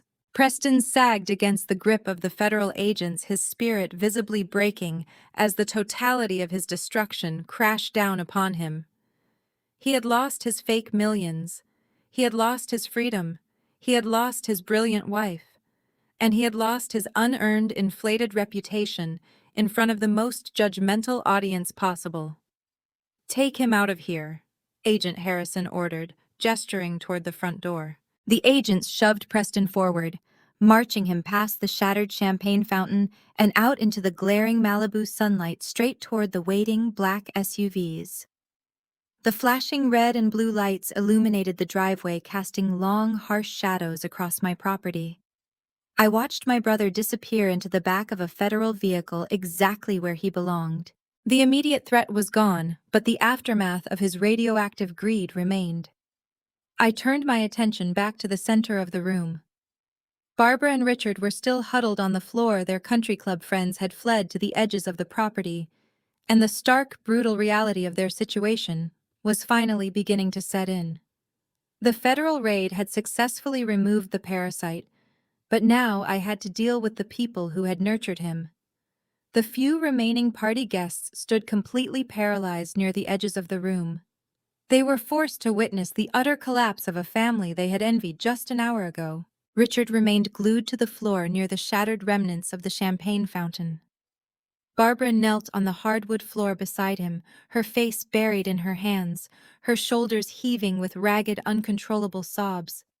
The illusion of their massive wealth and superior intellect had been violently stripped away, leaving them completely exposed. Agent Harrison approached them with heavy, measured steps. He did not offer a comforting hand. He simply pulled a fresh folder from his tactical vest and looked down at my parents with absolute clinical detachment. "Mr. and Mrs. Henderson." Agent Harrison began, his voice projecting clearly across the silent room, so every remaining country club guest could hear the brutal truth. "I need you to listen to me very carefully. You are currently the victims of a massive coordinated federal wire fraud scheme orchestrated by your son." Richard blinked with hollow, desperate eyes. "But we have the deed." Richard stammered, his voice cracking under the weight of his denial. "Preston bought us this house. He negotiated the deal. The money is in escrow. We saw the paperwork. The paperwork your son provided you is a complete fabrication. You did not buy a house in Malibu today, sir. This property legally belongs to your daughter Gemma under a highly secured corporate holding company. Preston used her vacant rental home as a physical prop to convince you to liquidate your assets." Barbara lifted her tear-stained face. "No, that cannot be true," she wailed, her voice echoing painfully through the vaulted ceilings. "We wired him $1.5 million. Our entire life savings, the sale of our suburban estate. He told us it was a direct transfer to the seller." Harrison pulled out the exact financial tracing documents Naomi and I had meticulously prepared in my hotel suite. "You did not wire a single dime to a legitimate real estate holding company," Harrison stated, dropping the brutal reality directly onto them. "You wired your entire net worth into a Delaware shell company called Apex Global Ventures, which your son registered 3 weeks ago for $50. From there, he immediately washed your life savings through an Eastern European cryptocurrency exchange and dumped the funds into an anonymous offshore account in the Cayman Islands." The sheer magnitude of the betrayal hit Richard like a physical blow. He staggered backward, clutching the edge of the marble kitchen island for support. He gasped for air, his chest heaving as the crushing reality began to set in. "The Cayman Islands," Richard repeated, his voice barely a whisper. "Our money is in the Cayman Islands. But you can get it back, right? You are the FBI. You can freeze the account and reverse the transfer." Naomi stepped forward, her charcoal suit immaculate, her expression completely devoid of pity. "The federal government has already frozen the offshore account," Richard Naomi explained, delivering the financial death blow. "But the account is not full. Your son is a chronic, desperate gambling addict. He owed hundreds of thousands of dollars to violent underground betting syndicates. The second your money hit that offshore account, he started aggressively paying off his massive debts to save his own life. The money is gone." Barbara let out a piercing, agonizing scream that chilled my blood. She grabbed fistfuls of her own hair, rocking back and forth on the floor in pure, unadulterated anguish. "Our house," Barbara sobbed hysterically. "We sold our beautiful home. We sold everything we worked 40 years for. We gave it all to him. We have nothing left. We are homeless." The wealthy socialites who had stayed behind whispered amongst themselves, their eyes wide with profound horror. They were watching a prominent, arrogant couple realize they had willfully handed their entire future to a criminal and were now entirely destitute. "You gave him everything because you thought he was better than me," I said quietly, stepping into their line of sight. My voice was calm, but the words carried the weight of 34 years of emotional neglect. "You liquidated your entire existence because you blindly trusted a man who has never held a job simply because he was your golden child. You let him convince you that I was a failure, and you were so eager to believe it that you walked straight into his trap." Richard looked at me. his eyes filled with a desperate, pathetic pleading I had never seen before. "Gemma, please," he begged, tears finally spilling over his wrinkled cheeks. "You have to help us. We have nowhere to go. We have no money. You own this house. You have to let us stay here. We are your parents." Agent Harrison cleared his throat, interrupting my father's pathetic plea. "Actually, sir, that brings us to the final matter of business. You and your wife are currently trespassing on private property. The owner of this estate has not authorized your presence, and you have caused significant malicious structural damage to the premises by removing a load-bearing wall without a permit." Harrison pointed toward the jagged, gaping hole in the drywall that Preston and Richard had enthusiastically smashed with sledgehammers just a few days ago. "You are facing severe civil liability for the destruction of this property," Harrison continued relentlessly. "And because you have no legal right to occupy this residence, I am officially instructing you to vacate the premises immediately. If you refuse to leave, my deputies will place you under arrest for criminal trespassing." The absolute crushing totality of their ruin settled over the room. Barbara and Richard had not just lost their money. They had lost their home, their social standing, their golden child, and any remaining shred of their dignity. They were standing in the wreckage of a life they had destroyed with their own toxic favoritism. They had bet their entire existence on Preston, and the house had finally won. I stood perfectly still, watching my parents process the horrifying fact that they were completely at my mercy. I had the power to save them. I had the financial means to shelter them. But after a lifetime of being treated like a disposable asset, I had absolutely no intention of offering them a lifeline. They had made their choices, and now they were going to have to live with the absolute devastating consequences. Barbara dragged herself forward across the polished oak floor, closing the short distance between us. Her expensive white linen dress was now wrinkled and stained with spilled champagne. She reached out with trembling, manicured hands and desperately grabbed the fabric of my crimson silk dress. She was physically on her knees, looking up at me with a face entirely destroyed by panic and smeared mascara. "Gemma, please," Barbara wailed, her voice cracking into a pathetic, high-pitched sob. "You are my daughter, my sweet, beautiful girl. You cannot let them throw us out into the street. We have absolutely nothing left. Your brother took everything. We have no money, no retirement, no home. You have to let us stay here. We are family. Blood is thicker than water." I looked down at the woman who had spent 34 years treating me like an emotional punching bag. I calmly reached down, grasped her wrists, and physically removed her hands from my dress. I took a deliberate step back, severing the physical connection. "Blood is what you share with Preston," I replied, my voice echoing like ice through the silent, cavernous room. "And look exactly where your precious bloodline got you. You enabled a monster, and he rewarded you by completely ruining your life." Richard, the man who had constantly belittled my career and mocked my independence, suddenly fell to his knees right beside his wife. The proud, arrogant patriarch was entirely shattered. He clasped his hands together in a gesture of pure, unadulterated begging. "Gemma, I am begging you," Richard pleaded, his voice thick with tears. "We were wrong.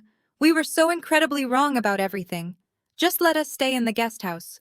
We will not bother you. We will stay out of your way. You have so much room here. We just need a roof over our heads until we can figure something out. Please, Gemma, have some mercy."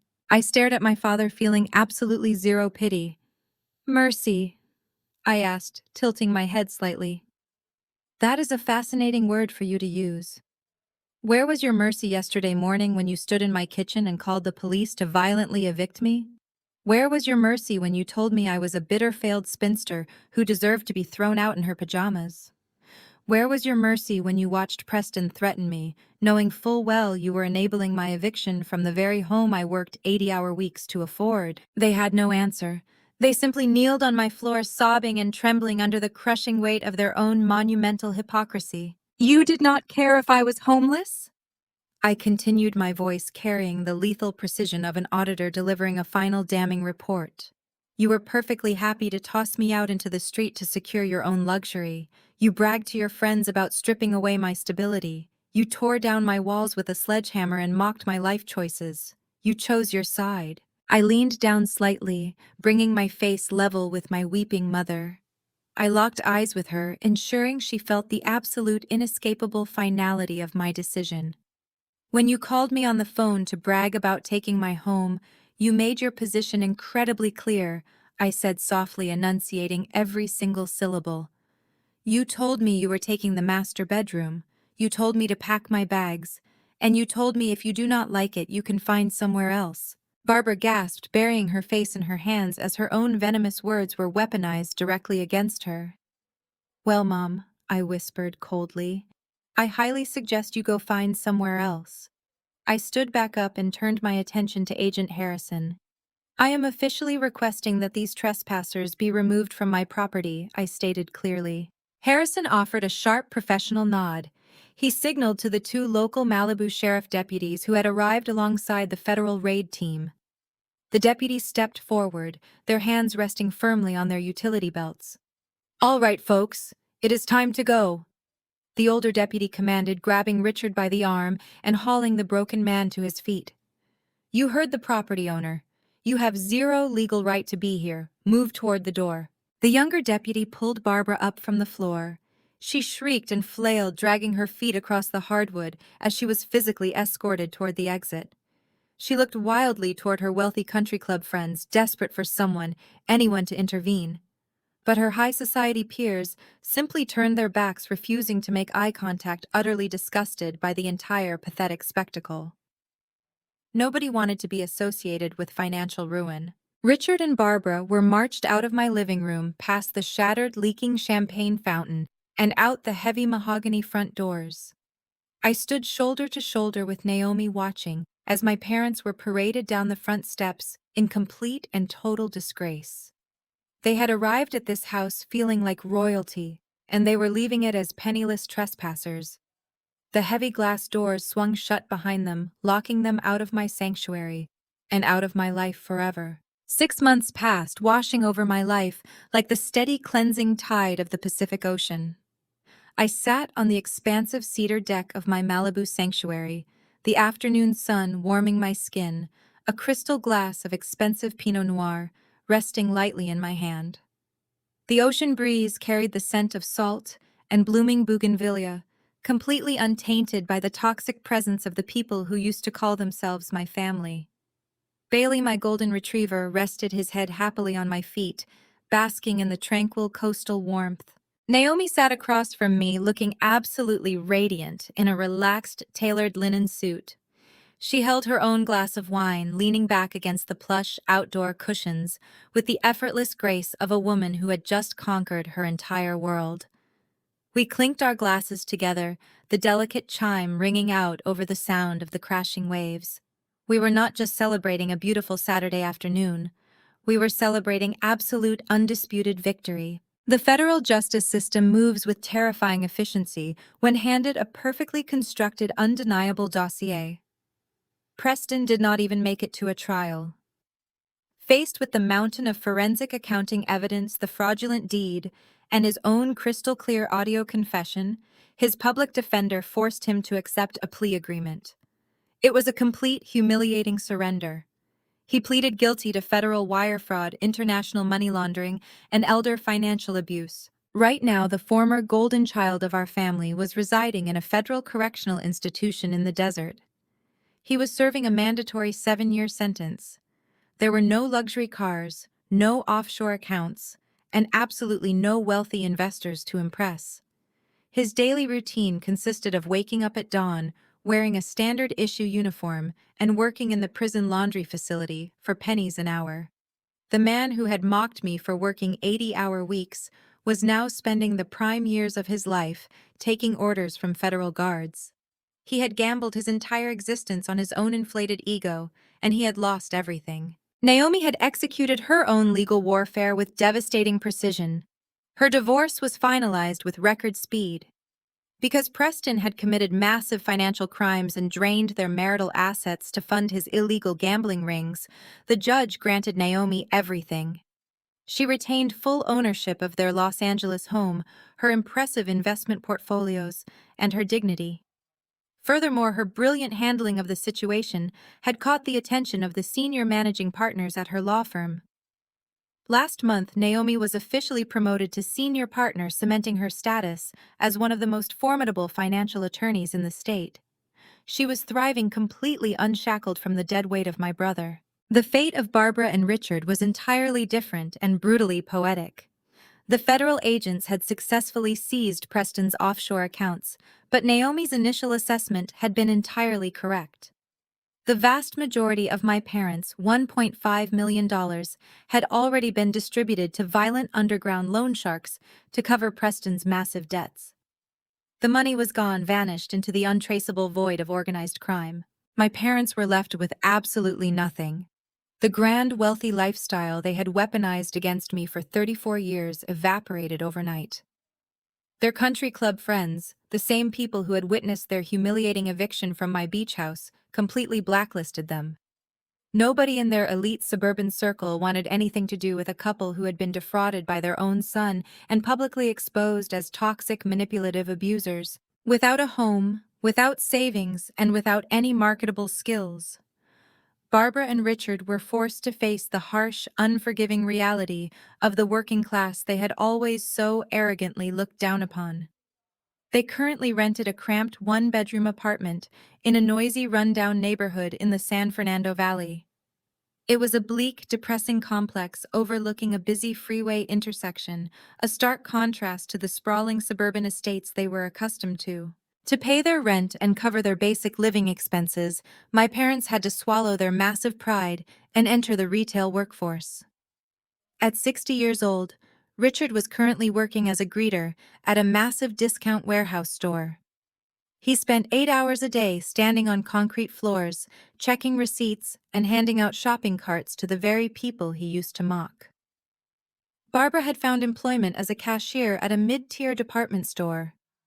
The woman who used to boast about her designer wardrobes now wore a polyester uniform and a plastic name tag, spending her days folding clothes and dealing with demanding customers.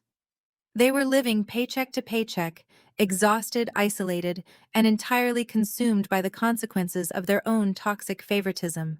I had not spoken a single word to either of them since the day the police escorted them off my property. They had attempted to reach out a few times, sending pathetic, desperate letters begging for financial assistance or a second chance. I returned every single letter unopened, marked "Return to Sender." I had finally learned the most vital lesson of my life. My peace was infinitely more valuable than their comfort. Inside my home, the physical scars of their invasion had been completely erased. I hired a team of licensed, highly skilled contractors to repair the massive hole Preston and Richard had smashed into my house. Instead of rebuilding the solid cedar wall, I had them install a stunning floor-to-ceiling structural glass partition reinforced with architectural steel. It opened up the space beautifully, safely, and legally, allowing the ocean light to flood into the formal dining room. It was a daily physical reminder that I could take the damage they inflicted on me and transform it into something stronger and more beautiful. I had not returned to the grueling corporate grind in Chicago. Instead, I launched my own boutique auditing consultancy right here from my beach house. I took on only the clients I wanted, worked the hours I chose, and built my wealth on my own terms. I had regained my health, my sanity, and my absolute independence. As the sun began to dip below the horizon, casting brilliant streaks of orange and purple across the Pacific sky, Naomi raised her glass one more time. To new beginnings, she said, her smile genuine and warm. To peace, I replied, clinking my glass against hers. We sat in companionable silence, watching the waves roll in. The journey had been brutal, but it had taught me an undeniable truth. Blood does not automatically entitle anyone to your loyalty, your resources, or your sanity. You are allowed to set firm, impenetrable boundaries. You are allowed to walk away from people who only view you as an asset to be exploited, even if those people are your own parents. True family is not determined by a birth certificate. It is determined by mutual respect, genuine support, and unconditional care. Have you ever had to draw a hard line and cut toxic family members out of your life to protect your own peace? Have you ever watched the people who tried to destroy you face the undeniable consequences of their own actions? Share your experiences and your victories in the comments section below. Do not forget to hit the like button and subscribe to the channel for more stories about reclaiming your power, setting unbreakable boundaries, and thriving against all odds. Remember, your peace is your most valuable asset. Never let anyone convince you to give it away. The story of Gemma's ultimate triumph over her family's breathtaking betrayal serves as a powerful testament to the necessity of self-preservation and boundary setting. For far too long, society has peddled the romanticized narrative that blood is thicker than water, a phrase frequently weaponized to imply that biological ties demand unconditional loyalty even in the face of profound emotional or financial abuse. However, the most crucial lesson embedded in this narrative is that shared DNA does not automatically grant anyone a VIP pass to exploit your resources, manipulate your sanity, or disregard your well-being. Gemma spent her entire life being treated as an expendable asset, an emotional and financial safety net, while her brother was continually placed on a pedestal. When her parents willingly sacrificed her security for the illusion of their golden child's success, they demonstrated that their love was deeply transactional. The true turning point of the story wasn't simply Gemma and Naomi uncovering the offshore wire fraud. It was Gemma's quiet internal realization that she no longer owed her abusers a lifeline. We frequently harbor crushing guilt when contemplating cutting ties with toxic family members, conditioned to believe we must endure the unbearable simply because they are family. Yet true healing requires radical self-respect. It demands the courage to meticulously build a life on your own terms, and the unyielding fortitude to lock the door against those who only seek to tear your foundation down. Gemma's ultimate victory wasn't just putting her brother behind federal bars or physically reclaiming her Malibu home. It was the profound, quiet peace she found at the end, completely free from the obligation to save people who never truly valued her. Healing truly begins the moment you accept that your peace is non-negotiable. Take a moment today to evaluate the relationships draining your energy and dare to set the firm boundaries you need to finally prioritize your own well-being.